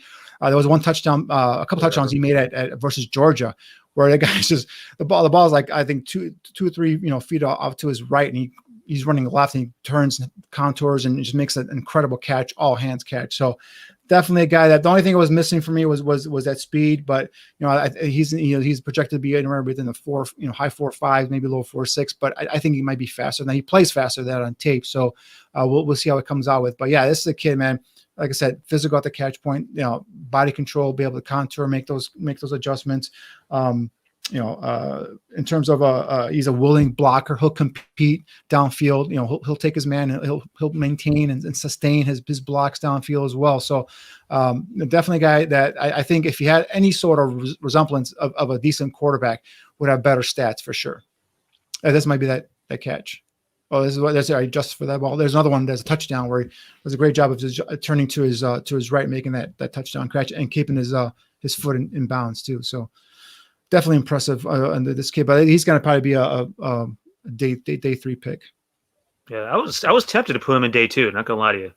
I loved what he did at Senior Bowl so much that it almost pushed me over the edge, but I had to kind of compose myself a little bit and just really look at the film and let the film tell the story, because the film tells us that the film tells you he's probably like an early or mid day 3 guy, right? I do love the fact that he has an absurd amount of experience. Like he might be the most experienced wide receiver on the list. 47 games, 36 starts. And he's also a kid that's known for his work ethic as well. He really emerged his sophomore year. Too. What's that?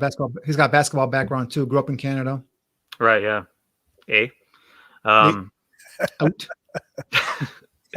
but I think you said a lot of things that I have in here as well, Danny. I'm as per usual, we pretty much are one and the same on a lot of things, but I think he's another guy that does present some versatility though. I think you can put him a lot of different places on the field. He's quick and twitchy enough to win against presses and jams. Could also function in the slot, put some pressure on the safeties. You said he measured in with exceptional arm length and wingspan, which does allow for that great catch radius, and you see that on film. Does a good job looking the ball in. Fundamentally sound. I really like his field awareness. Not an explosive difference maker, I wouldn't say, but if he runs and performs well at Pro Day, I think he can solidify himself as an early day 3 guy. And depending on really how much he blows it up, could potentially pop up into late day 2, like I was kind of originally wanting to throw him. I have another note in here: character.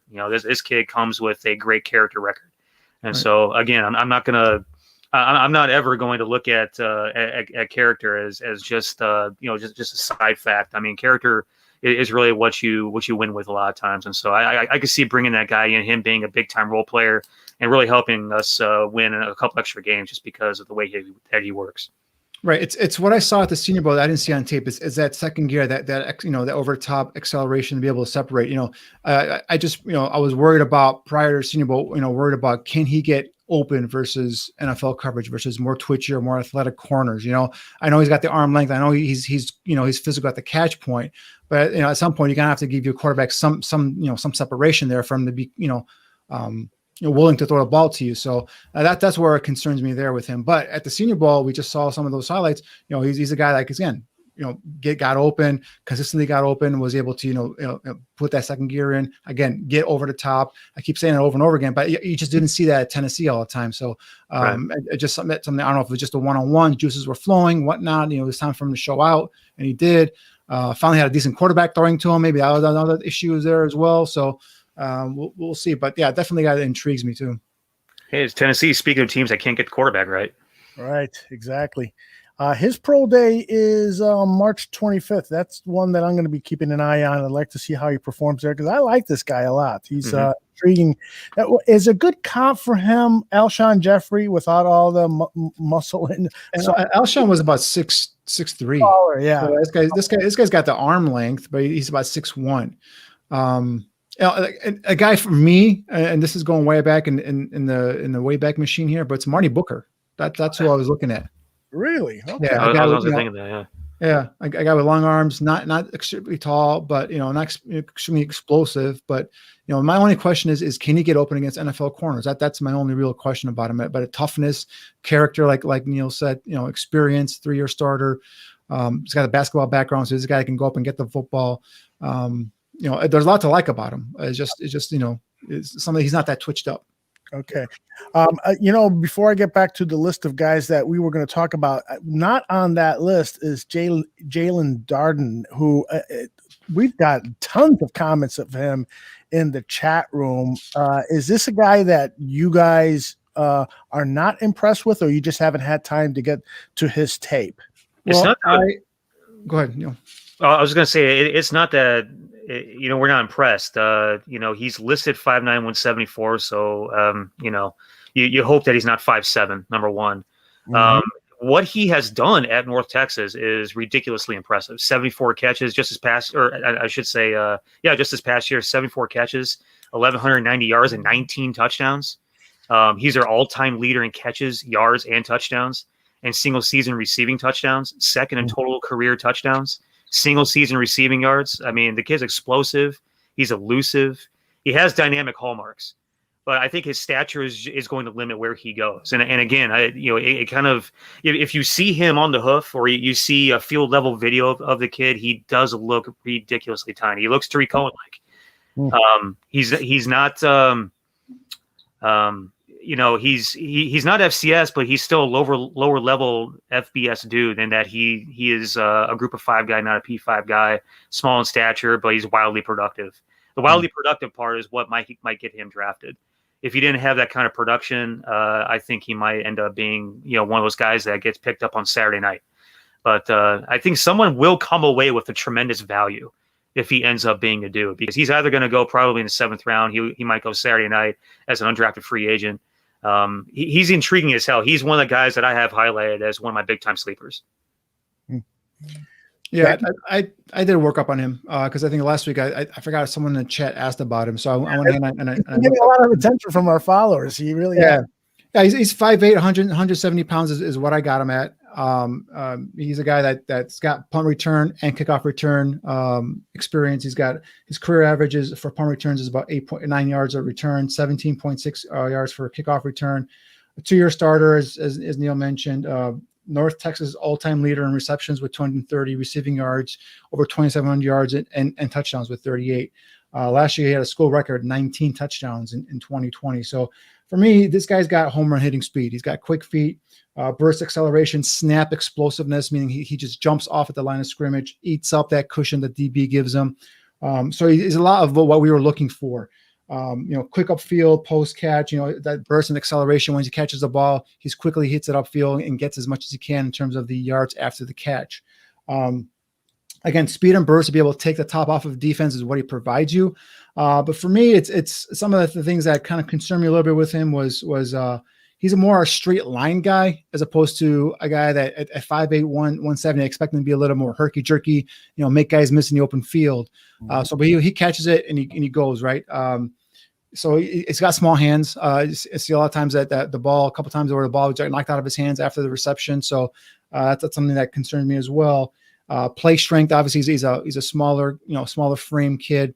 I don't know if he's maxed out in terms of how much, strength he can add to that frame. So that's going to be something that concerns me as well. If he's in the NFL, if he gets pressed at the line of scrimmage, he's going to be able to get off that jam and get free and utilize that straight line speed and be able to get down the field. So, not a great route runner. There's a guy who has to work on that aspect of as well. And if you're going to be a slot receiver, you're going to have to run some crisp routes most likely. So those are some of my concerns with him, but definitely a guy that's got that home run hitting straight line speed. He's probably going to be anywhere between a 4.4, flat to a 4.45 is what I'm saying. So we'll see what happens. Okay. Excellent evaluation. Not everybody agrees with what you're saying, but it remains to be seen who is going to be right. And you know how these drafts work out. Sometimes it takes 2 or 3 years. This next guy we're going to talk about could already be on the roster in the form of Tariq Cohen. I fell in love with Demetric Felton at the Senior Bowl, 5'9", 189 pounds, played a lot of running back at UCLA at the Senior Bowl. They had him running pass routes throughout the week at the wide receiver position, almost exclusively, I think. Right. And he just looks like a Tariq Cohen type of gadget back. So he's probably unlikely that he'll make it to the Bears, but you never know. What do you guys think about Demetric Felton? Both of you guys had him going in the 4th round. Yeah, for me coming into the Senior Bowl, he was listed as a running back on my roster, and that's why when I saw him running routes, I'm like, who's that? And then I'm like, oh, he's running routes today, so he's running receiver. And the thing was, it was explosive. This is the guy that his speed, his acceleration, his burst was off the charts in terms of what he was doing in one-on-ones. But like I said, last year, 90% of the snaps he was in the backfield for UCLA. So he's a guy that played some receiver, but mainly he was a running back. So again, route running, how is he going to be? So you're kind of projecting in terms of what he can do, what he can develop into. But initially, what you're going to probably use him as is a guy like a gadget player, a guy you can get the ball in his hands and let him do his thing. I did notice that later on in the week he had some drops, and it appeared to affect him. He had a couple of routes where he went on one-on-one, he dropped the ball, and you kind of saw him hanging his head, and you see them coaches walking up to him, and then next, his next rep, he dropped another ball as well. So I don't know if that affected him or not. Maybe just putting a lot of pressure because he wanted to prove that he could be a receiver. He had a pretty damn good, I think it was the first or second day. He was uncoverable in those one-on-ones. So definitely a guy that's going to get drafted. I think he's got that versatility that where you can play him in a running back, you can play him as a receiver. So he's going to be intriguing, like a chess piece that the offensive coordinator is going to probably bring in and try to utilize. But in terms of being a full-blown receiver, I don't think he's there yet. He's still learning the position, but definitely an intriguing prospect to bring in. Yeah, I mean, you see him play both positions over there at UCLA, just watching the film from both, 2019, 2020. His position is weapon. This is what I wrote down. He's not a slot. He's not an X. He's not a Z. He's a weapon. Great versatility. He's a gadget guy. Great vision as a ball carrier. He's a foot in the ground guy too. He's elusive. Smooth out of the backfield in the passing game. Looks instinctive as well. And again, I'm the third one to say that he did really well Senior Bowl week and just loved everything that he showed. Working in that wide receiver group exclusively opened a lot of eyes.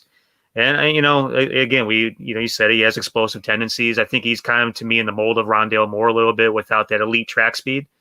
I think size is why he's probably likely an early day 3 guy. I think if he was a little bit bigger, he might be a day 2 guy. If he was able to settle into one position over his course of time at UCLA, he might be a day 2 guy. He has those type of traits that you look for to be a difference maker. Somebody's going to get a really good value out of Demetric Felton. I think he's going to be the first guy taken day 3 for the wide receiver group. Indeed. All right. We're doing some great work here, guys, getting through our list. Des Fitzpatrick from Louisville. Have not talked about him. He's another guy that really impressed down at the Senior Bowl. Both of you guys have him as a day 3 pick. Neil in the 5th round. Danny thinks maybe 3rd or 4th. Neil, why don't you start us off, and then Danny can follow up. Yeah, he's a guy I think could be 3rd or 4th. I have him in 5th. If I go down the list of placing guys in order, I have him going as one of the first couple guys in the 5th round, measuring in a 6'2" and an 8th 202 down there in Mobile. Another guy with really, really good length, 80 and 5/8 wingspan, 32 and a half arms.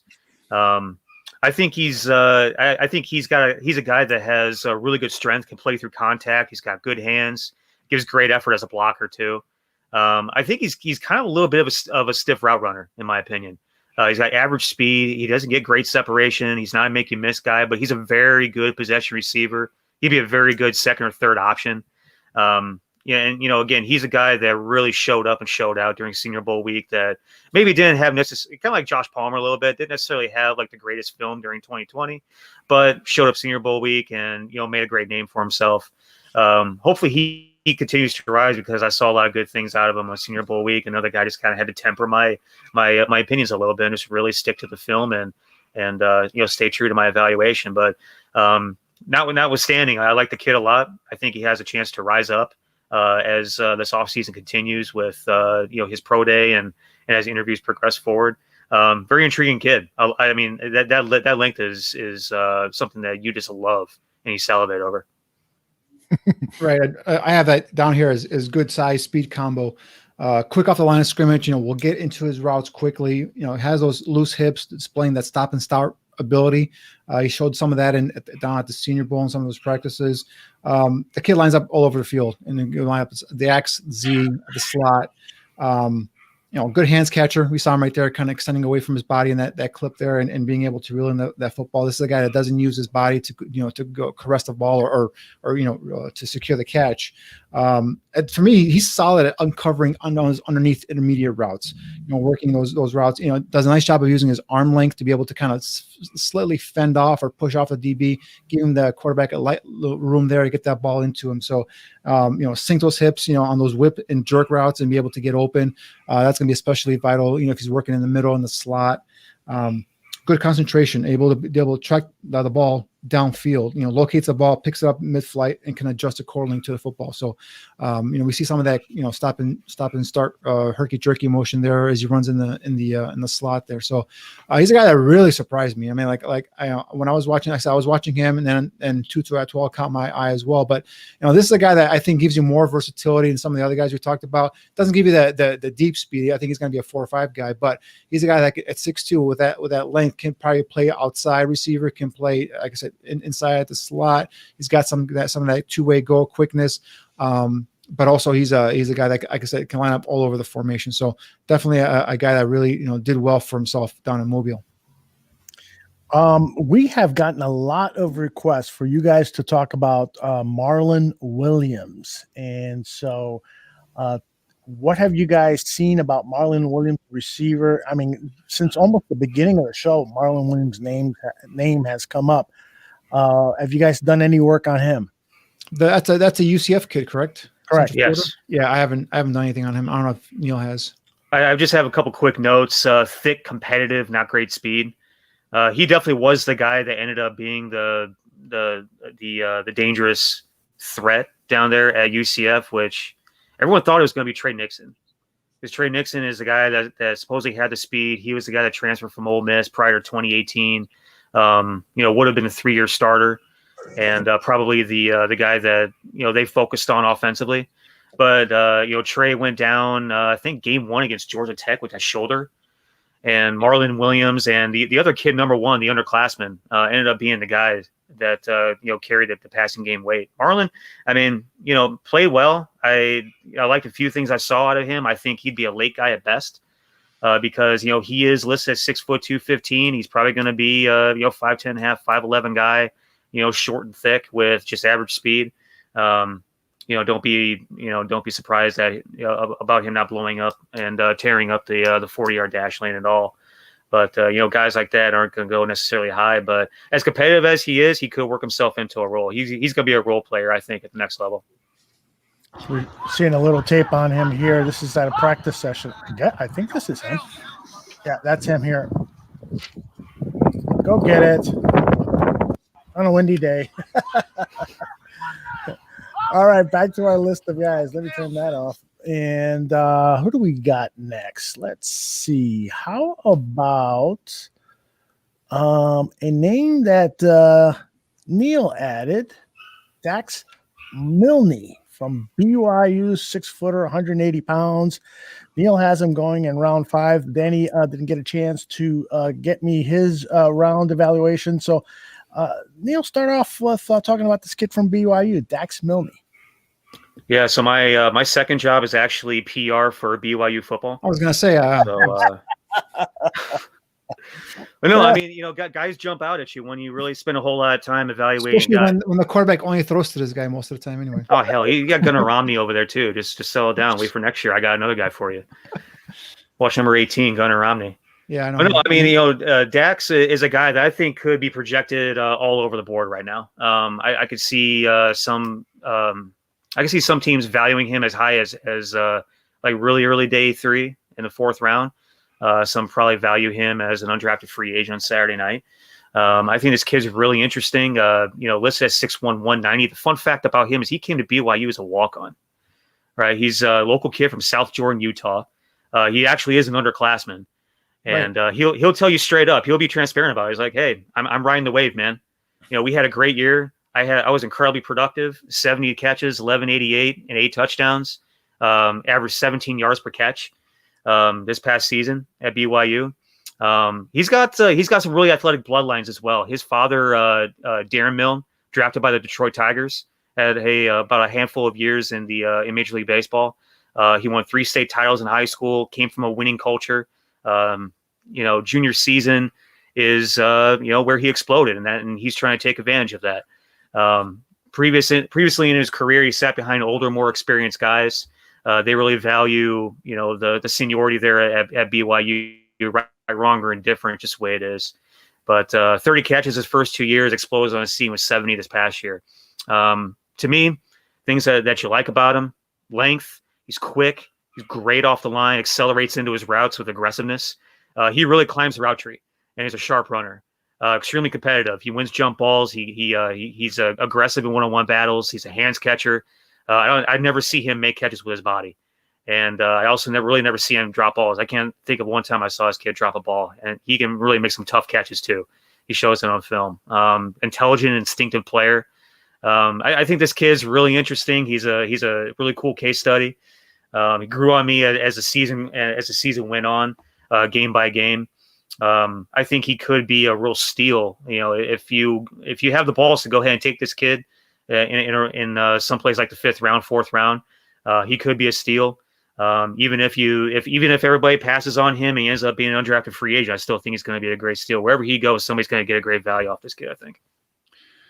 Yeah, with me too. I mean, when I watched him, I obviously watching the Zach Wilson tape. I mean, this is one of his favorite receivers, and you saw the clip there. And the guy, his ability to track the football, contour, change, adjust to the ball, and make a great catch, while covered. So that was my kind of question with him is he doesn't appear to be a guy that's got the blazing speed to get open downfield consistently, but he's not twitched up to be able to to consistently, win with quickness at the line of scrimmage. So I guess, my thing with him is he could be a Danny Amendola or it could be a Tanner Gentry. So I think that falls directly with what you're talking about, Neil. A guy that could go in the 4th, 5th round, like an Amendola kid, or like a guy like Tanner Gentry who goes undrafted. So, it depends on how I see it, but, definitely guys intriguing.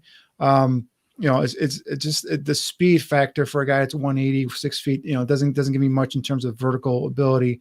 I know at BYU, there were times where he was wide open. He's a guy that I think could get drafted or maybe should even get drafted, but I just don't know in terms of projecting him, like, what's he going to be? Yeah, he's definitely a day 3 guy, probably, 6th, 7th rounders, in my opinion. And, we'll see. So let's go over to Marquez Stevenson from Houston, the 5'10", 182-pounder that Danny has on his list. Excuse me, Neil has on his list. Go ahead, Danny. Neil. What do you got on him? Another guy that was down there in Mobile. 5'10", 182 is what he measured in at. Another guy with really good length measurables, 31 arms, which I guess is a little bit more on the average size, 75 wingspan. Another guy that's a captain, great leadership, incredible speed and explosiveness I have down. I remember this kid in camp in Starkville. We had him in camp as a 16-year-old, and he blazed a 4.43 40 at that age. And no one saw that kid coming. No one knew who he was, and that's really the first time anyone heard the kid's name. He's going to blow away testing at pro day. It's not even going to be close. He's I feel like an impressive showing and understanding of the route tree with this kid should solidify him as an early day 3 guy, maybe a late day 2 guy. I originally had him as a 3rd rounder based off of what he did in 2019. 2020 was a little less productive, and it was kind of hard to find some good film to evaluate him on, unless you're just watching, from the the coin toss all the way to the final gun of game film on this kid. There's not a whole lot of great film unless you're watching highlights of him from 2020. But I think he's a dangerous slot guy. He's a dangerous return guy. He's exciting as a player. If you're looking at some of the stuff from 2019, which is really what I base a lot of my evaluation on, that and his high school stuff. I don't think he necessarily regressed. But I do think that what he did was underwhelming and kind of like dropped him down the list for me. I think he's got a little bit of work to do, but the speed doesn't lie with this kid. The big time playmaking ability doesn't lie with this kid. I just think that sometimes when you got a kid that regressed as far as production goes, you got other guys that showed up this year and really put their foot forward, and that's why I have him sort of towards the back end of round 5. Danny? Yeah, for me, he's a big time, speed guy. I was told he's going to run in the 4.43, 4.39 range. We'll see. Yeah, he's a guy that down to Senior Bowl. Again, another guy that impressed us there. Just to show you that the type of talent that Jim Nagy and the Senior Bowl people brought down there. All these guys are showing out, and they're going to probably most likely get drafted. So yeah, with him again, slot guy. Guy get the ball in his hands, let him turn their speed on. Not a jitterbug kind of guy, more of another kid that's more of a straight line kind of guy. But yeah, if he runs a 4.3, 4.4, definitely gonna have a place for that kid, especially at 5'10", 180 pounds. Yeah. So definitely just a speed guy, big play guy down the field. All right, our next guy is Ben Skrolnick from Notre Dame, and so clearly it's Neil's turn. Yeah, that's gotta be it. There's no way Notre Dame has any good players. I've been all over the map on this kid, honestly. I remember him from Northwestern. I actually remember him in the recruiting process as well. He was a kid from Homestead High School, which it doesn't really necessarily churn out a bunch of football guys, but he was a guy that I just found out about and turned Northwestern onto. And lo and behold, he ends up there. Just under 6'3", 211 pounds, fifth-year senior from Fort Wayne. Big hands, measures at 10, 32 and a half arms, over 80-inch wingspan, 80 and a quarter. Obviously great size. He's very competitive. I think he loves one-on-one winning jump balls. That's really where he shines. He makes a lot of contested catches because he's not a very athletically gifted kid. But what he does give you is the size, the competitiveness, the ability to win the jump balls, the length. He made tons of big plays at ND. His speed and quicks will cause him to struggle with creating separation. But like I said, he loves the one-on-one battles and consistently wins. I can see him being a very good possession guy, very good red zone threat, red zone, tight zone. I think he'll have a pretty decently long career. He kind of reminded me of Jeff Samardzija a little bit. Obviously, Jeff never ended up going and playing NFL ball, went into the big leagues, pitching, but he seems like that kind of guy. He was a dude that really came on his last year, kind of like Jeff did. Developed some really good hands. Was what was kind of like a big play possession guy that ended up getting some long touchdowns and big plays down the field out of it just by work ethic and being strong and escaping tackles and stuff like that. I see him as an outside player, probably settles in at Z. But yeah, I like this kid a lot. I kind of settled in 5th round. I'm not sure where he goes, but that's sort of where he kind of fits in for me. Yeah, I totally agree. This is a guy that's not gonna win any sort of pretty contest, and he's a guy that's just a big kid, uses that size, that length to be able to go ahead and extend over his head and bring in the football just like that we're seeing right now. His ability to go ahead and out muscle at the catch point is going to be huge. Terrific hands. A guy that's not going to win any races in terms of I think he's going to run somewhere in the 4.6 6s. So I'm just curious. He's listed at 224. If you're 6'3", 224, I wonder if there's any idea of moving him to maybe like a move tight end or something like that. And did you see that block that he just leveled on somebody? Look at another block. That the kid's physical as heck. I mean, he was loves 211 at Mobile.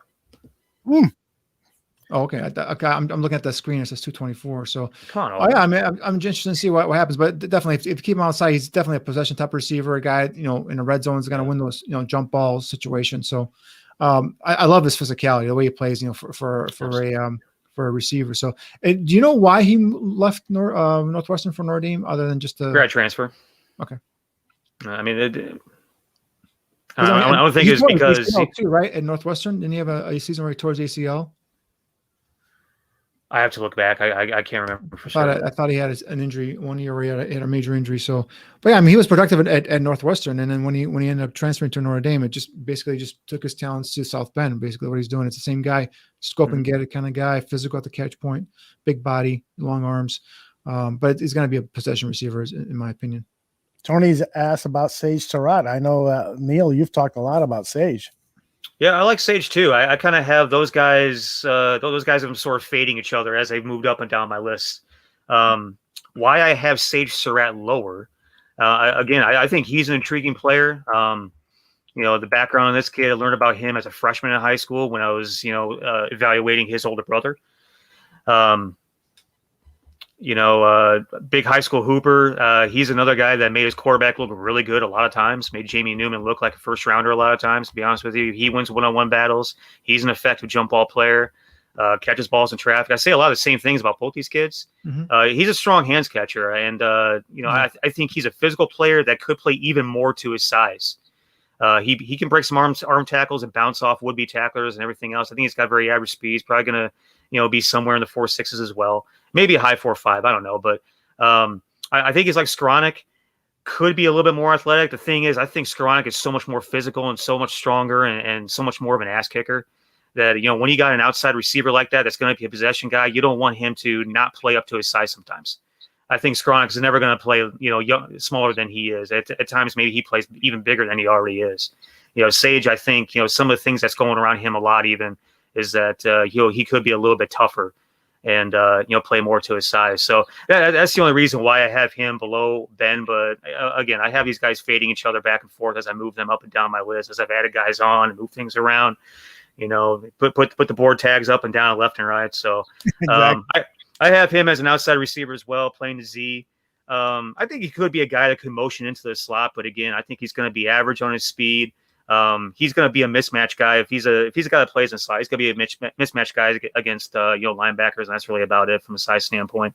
I have Ben just a couple notches above Sage. Cool. Yeah, same thing. Sage for me is going to be an outside possession type receiver. He's a guy that can extend away from his frame and reel in the football. Neil's right. He made Jamie Newman look pretty good, especially on those back shoulder throws. The guys that just got, I think he's a better athlete than Skoranek personally. Mm-hmm. I think he'll run in a little bit faster to 40 time. But that's going to make a real big of a difference because he's never going to be a twitched up speed guy. He's just going to be a guy that's going to go down the field. Kind of the same thing we just talked about Skoranek. Guy's going to win those, jump balls, those, 50-50 situations, due to his size, his length, and his ability to snatch a ball out of the air. So he's got a place in the NFL. I just, in terms of the Bears, he wasn't really a guy I was looking for because, again, he doesn't give you what I was looking for, which is that burst, acceleration, speed, big play downfield potential. So that's why I never really, he never really crossed my mind in terms of Sage Surratt being or Skoranek being a guy that I would look for the Bears to go ahead and draft. Very good. We'll move on. Another guy from Clemson, Cornell Powell. Neil, you had him on your list. Why don't you start off? Yeah, Cornell, he really burst onto the scene this year. In Mobile, he measured in at 6 foot and 1/8, 205. Another dude with massive hands. He measured in at 10, 32 and a quarter arms, 79 wingspan, good length measurables. Really emerged and produced for the first time as a fifth-year senior. Had 53 catches for 882 and 7 touchdowns this past season. After 3 previous years of combined 40 catches, 329 and 3 touchdowns. Had monster games versus Notre Dame and Pitt. Straight line guy, really, that has to improve his route running. I think in certain ways he lacks savvy and instincts, and you get that from the scouting industry as well as you ask around. But he showed a ton of development coming into his final year, in my opinion. Senior Bowl week was really good for him. Exhibited coachability, ran good routes all week. Given his production, in 2020, and assuming continued growth, I like him to develop into a weapon down the road. But it's kind of like some of these other guys that just sort of emerged on the scene, like Josh Powell and Dez Fitzpatrick and Shi Smith. This guy had a really good week. He didn't show up in the game like some of these other guys did, but I think he had a really good week of practice. He did really well in the one-on-ones. Won a bunch of reps. And just from a technicality standpoint, from a fundamental standpoint, watching him execute the position-specific drills, and run routes. All the practice film was really good. And again, he had a massive year. I think he's a guy that could rise up the boards even through pro day. Yep. I think if this kid runs a 4.4, he's not going to, but I'm saying if he ran a 4.4, he'd be, first, second round all day. I mean, the physicality he has, the 10-inch hands, you see him here making one-handed catches. The yak after he makes the catch is fun to watch. I mean, this guy just bulldozing guys over, running through arm tackles. His contact power and balance is pretty, it's like a running back pretty much. So this is a guy that I think made a lot of money for himself this season, coming back for that fifth year. Was Trevor Lawrence's favorite target, him and Amari Rodgers. And I think this is a guy that we talked about some of the measurables, but again, possession type that gives you some flexibility in terms of being able to get downfield. Won't be a consistent deep threat. Won't be a guy that will stretch the field necessarily, but as a guy that's going to be able to make some big plays downfield just because of his weight, his positioning, his length, and his hand size, and go up there and just snatch the ball out of the air. So, and again, get the ball in his hands and let him, that's where the fun begins, where you see him just running through guys. But instead of using speed, burst, quickness, he's just using straight brute strength and just running through bodies. And that's something that really is going to, wherever team gets him, that fan base is going to be excited when he catches the ball and he just runs through 3 or 4 arm tackles. So you better get ready to tackle this kid when he gets the ball. That's for sure, because he's going to bring it if you don't. Love it. Hope he can play special teams, because he'll immediately probably, yep. And not he's even got the type of mentality, the temperament where he probably would excel in special teams, knowing him. Very good. Absolutely. Alex Sims wants to know about Tamarian Terry out of Florida State University. He knows he has an injury history, but he thinks he has some major upside. What do you guys know about Tamarian Terry? I just know he's going to run a 4.6, 4.7, 40. And that's why a big size, 6'3", I believe it is. I just don't see him as a fit right now for the Bears, and from at least what I was looking for. Yeah. I mean, he's got great traits. He's a, big radius and burst. He does come with red flags and question marks, though. He sort of has that stigma surrounding him, suggesting you not put a whole lot of stock into him. I didn't really go and ask questions about what that meant, but I think that, just from a standpoint of being a guy with the physical and athletic traits, he could be a lower round value. Like, to me, I'm probably not going to touch him with a 10-foot pole, knowing that he's got red flags. But if there's some of these other franchises out there that find value in these guys, knowing that the player development guy is going to be incredibly hands-on with this kid for the first handful of years once he gets inside the locker room, he's a guy that could, end up, being one of those steals down the road. But, for the Bears, I'm going to be out. He's a big guy, 6'4", 210 pounds. I see here. Trying to do a quick search to see if, what kind of off the field issues he may have had, but I can't find anything right away. But we'll keep an eye on him. We'll talk about him in the future. So thanks for that question, Alex. Alex has another one. Would you guys trade a 5th round pick for Isaiah Wilson? Man, last year I was high on Isaiah Wilson. This is a kid that the size, the traits, the athletic ability for a guy that big, that size, man. He was a guy that I was hoping the Bears would get with that 2nd round pick, but he ended up going in the 1st round. And so far, I mean, the GM of the Titans came out and questioned whether he wanted to play football or not. So that to me is a huge red flag. If a GM is questioning his 1st round pick from last year, whether he wants to play football or not. I know he had some off-field, I think it was DUIs, a couple of DUIs and all that stuff. So at this point right now, last year I would have loved that kid in the 2nd round and not knowing his background information, but this year I wouldn't touch him. All right. So I think we've talked about everyone on the list. We've covered, I think, everybody's question in the chat room. We've had a robust interaction. I have a couple of players I want to bring up real quick. Just, I don't know if you guys have seen these, or Neil, if you watched these guys, but Daz Newsome from North Carolina. Yeah. You had a chance to watch him. I mean, this kid, he's undersized. He's 5'10", 185 pounds, but again, another one of these quick twitch slot receivers, punt return ability. The guys, get the ball in his hands, make defenders miss. 2-year starter, North Carolina. Again, athletic, flexible slot receiver, possessing the athletic quickness and speed you look for, I look for in a slot receiver. Quick out of the gate, can accelerate instantly off the line of scrimmage, twitchy as heck. Athletic with the stop, start, change of direction ability.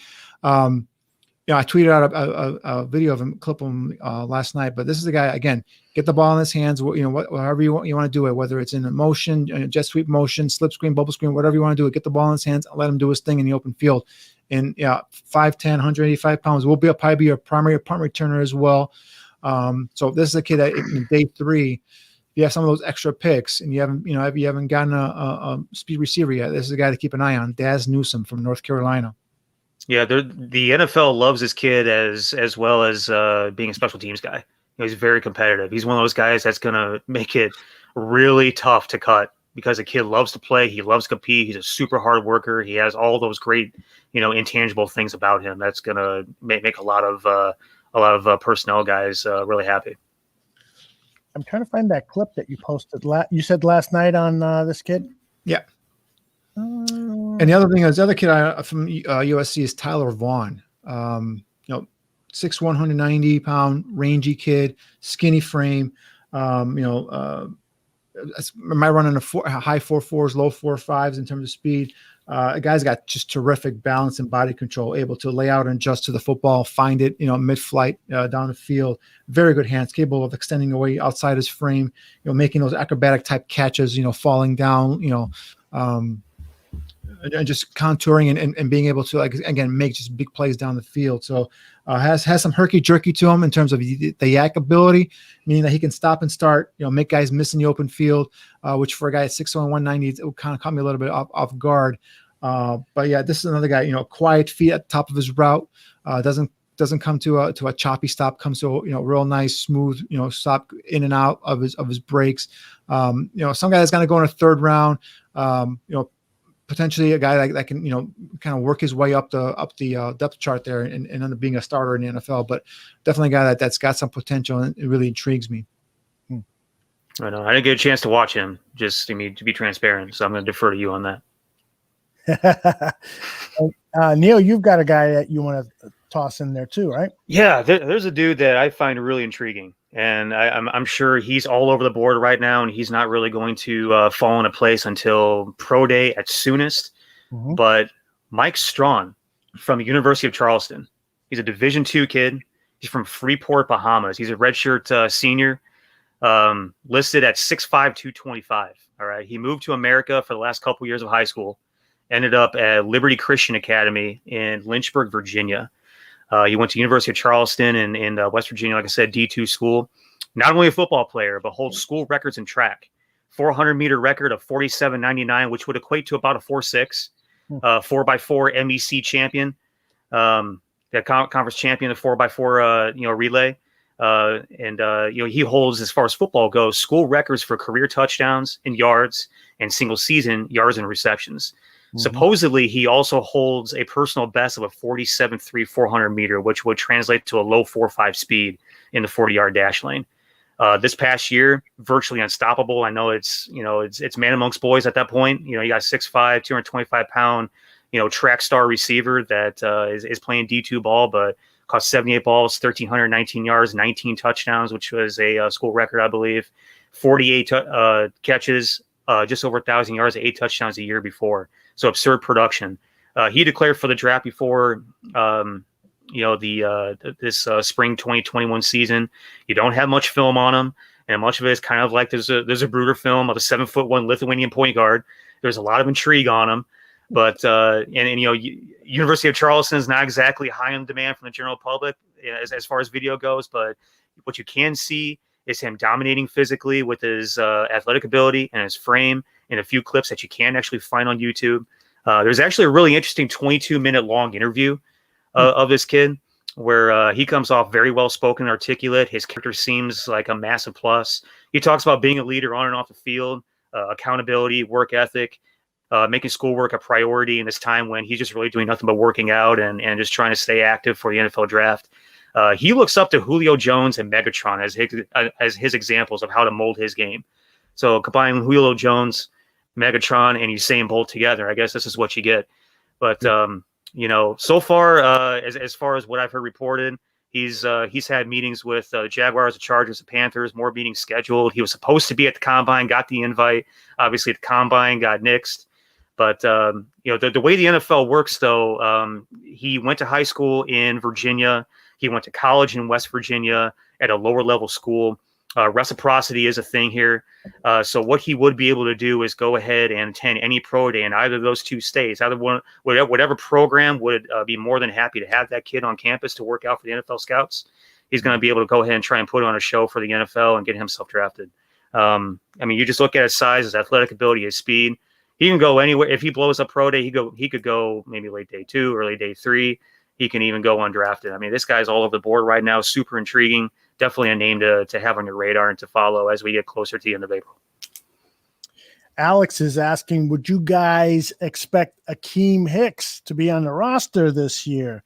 This is a tough one to answer because I think a lot depends on the cap and being able to make some room in the cap to pick up the necessary players just to fill the roster. Because right now you got about 33 guys and we're a little bit over the salary cap. So a lot depends on negotiations with players. And I think maybe the better way to phrase this question, Alex, is would you guys extend Akeem Hicks' contract? Because that would allow for some more salary cap to play with. He's entering 2021 as the last year of his contract. So if you add 2022 and 2023, you can spread out that guaranteed money. It reduces the cap. Would you guys do that or say no and maybe even potentially drop him and pick up about $6 or $7 million in cap space? No, that's what I was thinking when you were talking about him. I was thinking is because they brought in Sean Desai and they're going to run that Fangio scheme, if you will, a 3-4 scheme. I think Akeem Hicks offers a great ton of value. He's got a 1 year, $12 million left on his contract. You go ahead and you send him, give him a couple years, spread that out over the life of the contract and lower his cap number. And I think that's how you keep Akeem Hicks. I think he's a guy when he is healthy, man. That guy's dominant still. So there's no way I get rid of Akeem Hicks. He's irreplaceable. If he's not on the roster, I will riot. Well, I'll tell you one thing, though. I would love for him to lose some weight because it's been over the last 2 years, which is about the time those injuries have started to, interrupt his season, that I visually see him as being heavier than he was 2-3 years ago when he first joined the Chicago Bears. So I'd love to see him reduce some weight. And I think, the older you get as an NFL player who is playing at that line position, sometimes it's better to shed some pounds than to add some pounds. I think some of that weight is really starting to hamper his Stephen is saying. Well, I think last year he had is it knee or is it a hamstring issue he had last year? He missed a couple games because of that. I remember him mouthing the words, "It's my hammy," as he was walking up the sideline. But then the year before, it was his elbow got crushed in the Raiders game. Yeah, so I think for him, I think as long as it works in terms of being able to plug that hole in the middle in terms of the run defense and being able to supply some pressure. I don't think I've noticed him get much bigger, but it's always good to lose a couple pounds here and there. So yeah, it's just a quarantine fluff, that's all it is. Yeah, it's a little quarantine fluff. One of the things that I've heard complaints about from some Bears fans is that Nagy doesn't run a really tough camp, and you got guys like Khalil Mack huffing and puffing by the fourth quarter. You got Akeem Hicks seemingly looking like he's carrying a few extra pounds and so forth. Do you think there's anything to that whole contention by some fans that Nagy doesn't run a tough camp and that these guys could be in better shape? But if you ran a tougher camp and he got these little injuries and during camp, I remember Lovie Smith's first year. I remember he was running. You guys run these, these wind sprints. Everyone was getting hamstrings, and then before even season started, there was almost going to be a revolt in terms of what they're having these guys do. So. I know Nagy's a player's coach. Typically, his training camps aren't crazy. Of course, nowadays there are no more 2 days. I remember when I was growing up, watching football, it was Platteville, Wisconsin. It was 2 days. It was hot summer, summer mornings and steamy summer afternoons.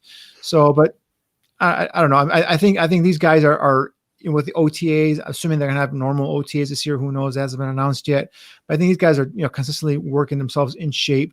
Now, is that football shape to go play a 60-minute football game? No, but I don't know if that's, a hardcore training camp is necessarily what's going to, get these guys in tip-top shape. I mean, Patricia tried to run a hardcore training camp, and he almost had a revolt there with the Lions right before, his first season there too. So, what's interesting about Matt Nagy is that nowadays when you play word association and you say Nagy, the word you hear most often is "fuck Nagy."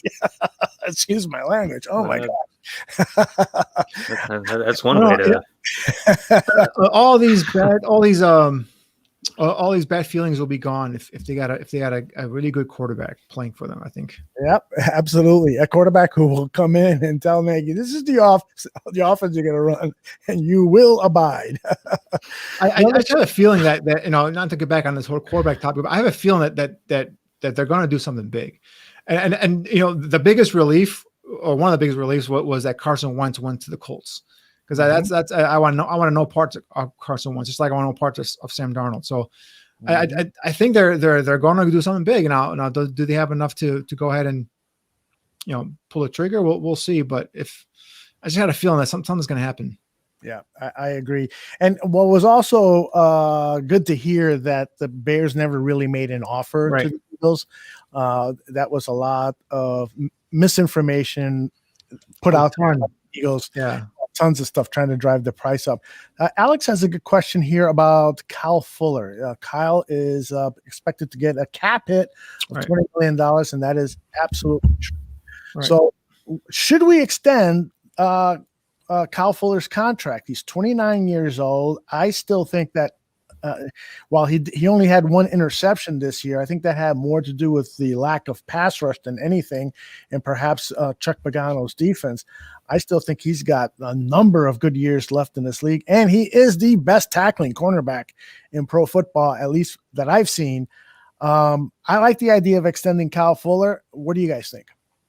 Yeah, he's a prime target along with Hicks to go ahead and extend and lower that cap number. So, we should start hearing some of these things trickle down within the next couple of weeks or so. As soon as we get closer to that March 17th start of the new league year, we'll see them. The Bears clear $5 million here, $6 million here, and make that cap room. So, yeah, I think him and Akeem Hicks are primary guys to go ahead and renegotiate. I think Mack might be a guy they might renegotiate as well. Eddie Jackson could be a guy that could get his contract renegotiated as well. Again, these guys are not giving back money. These guys are just gonna push that money, that guarantee money, some of it off, in a couple, years, future years coming up. So that way they can lower their cap numbers for this year and give the Bears some more flexibility. But we're going to start hearing some of these guys, some of these restructuring coming out here sooner or later. And Stevie makes a good point about the Russell Wilson trade. It's because Nagy and Pace's asses, they're on fire.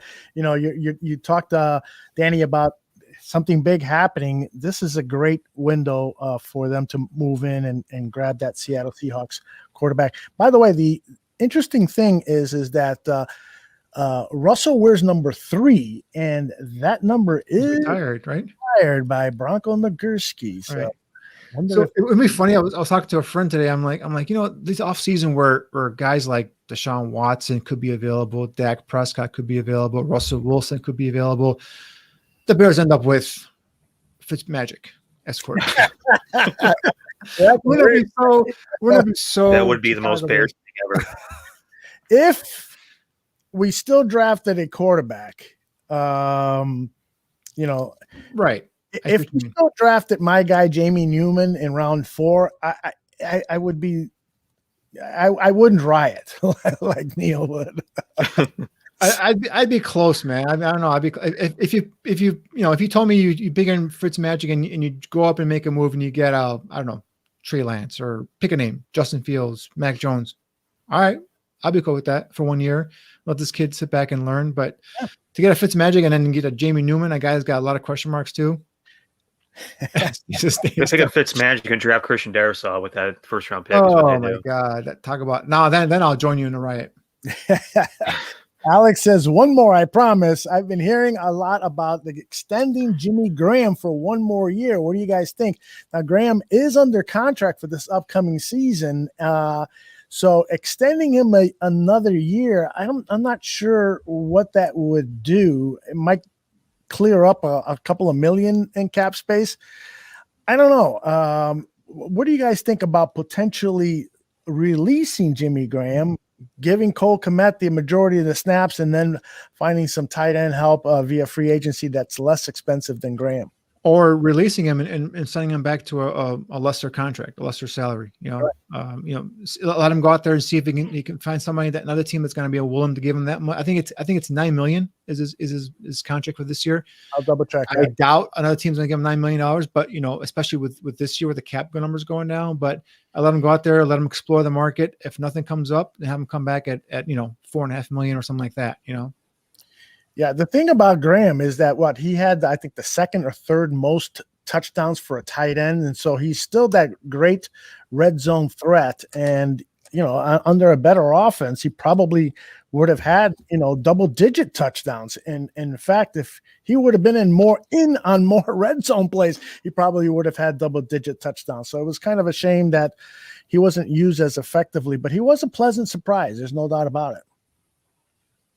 All right, I think that's it, man. Any other last thoughts before we pull the plug on this one?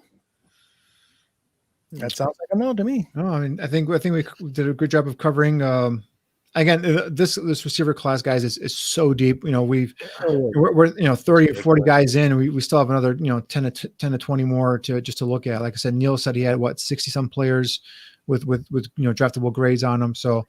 It's definitely a class that like last year we got Mooney in the 5th round. I can fully expect to get some teams are going to get guys in the 5th, 6th round. They're going to come in and make an impact this year as well. So look forward to seeing how this all shakes out.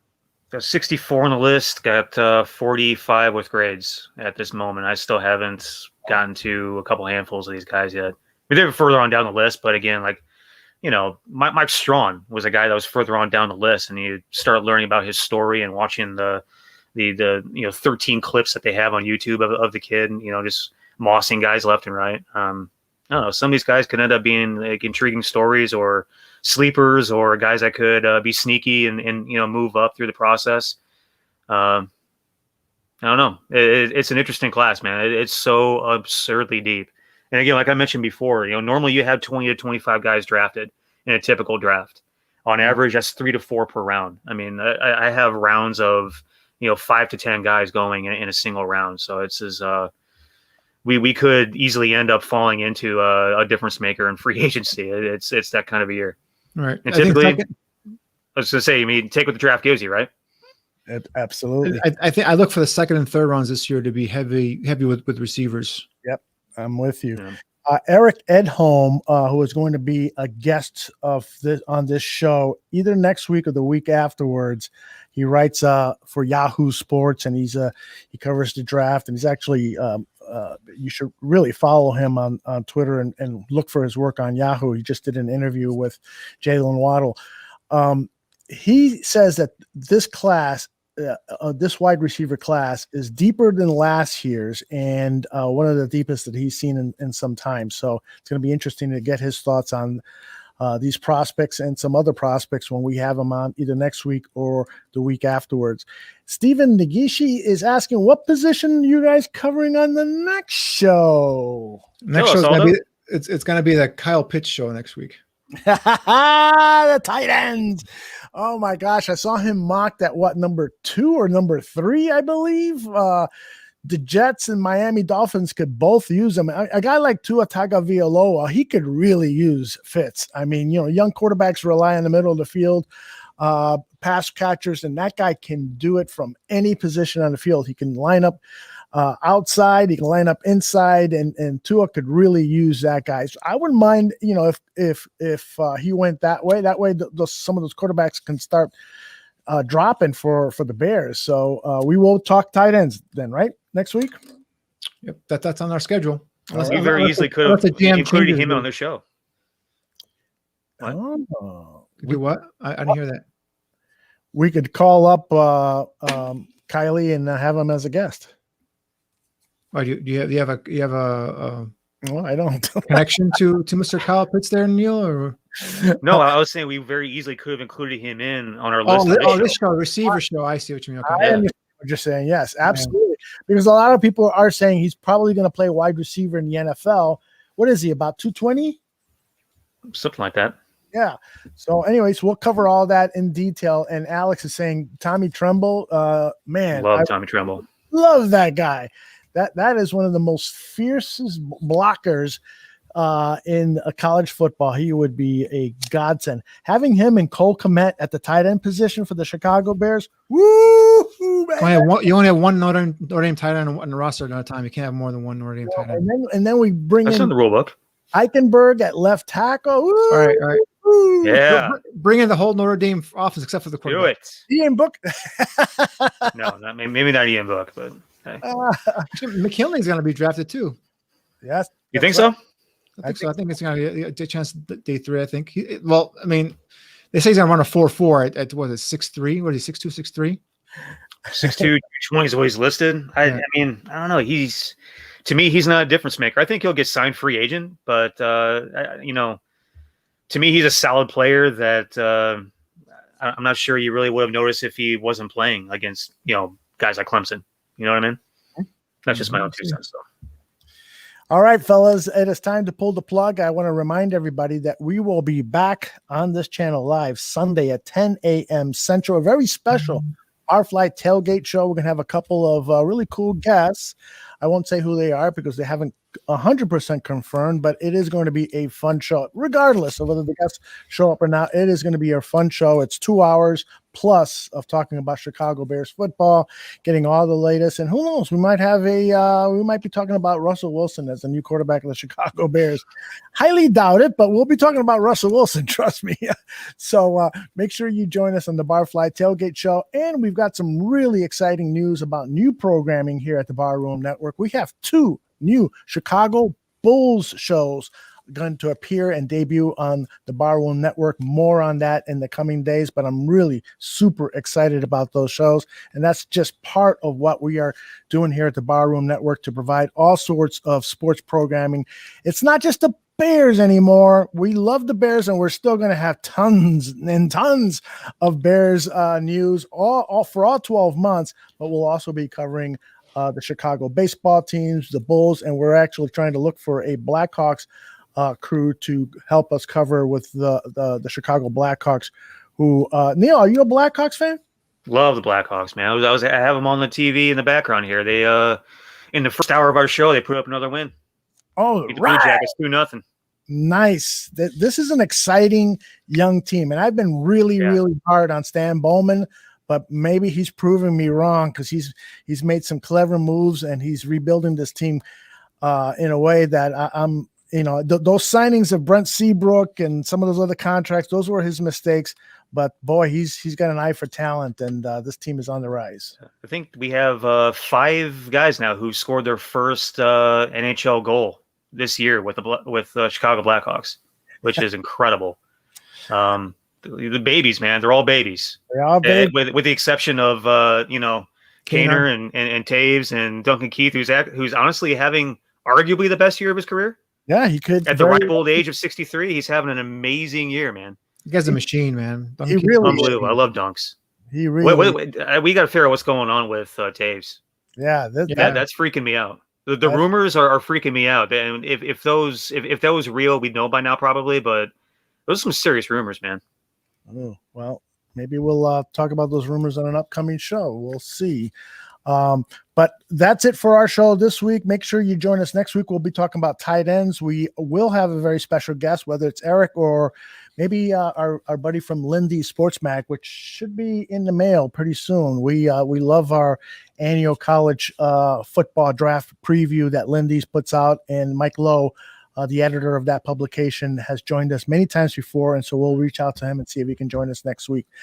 That's it, fellas. Great job as always. You guys brought it. Thanks for all the hard work that you do in order to provide us with all this fabulous information. You guys make it informative, interesting, and fun. I'm highly indebted to you guys.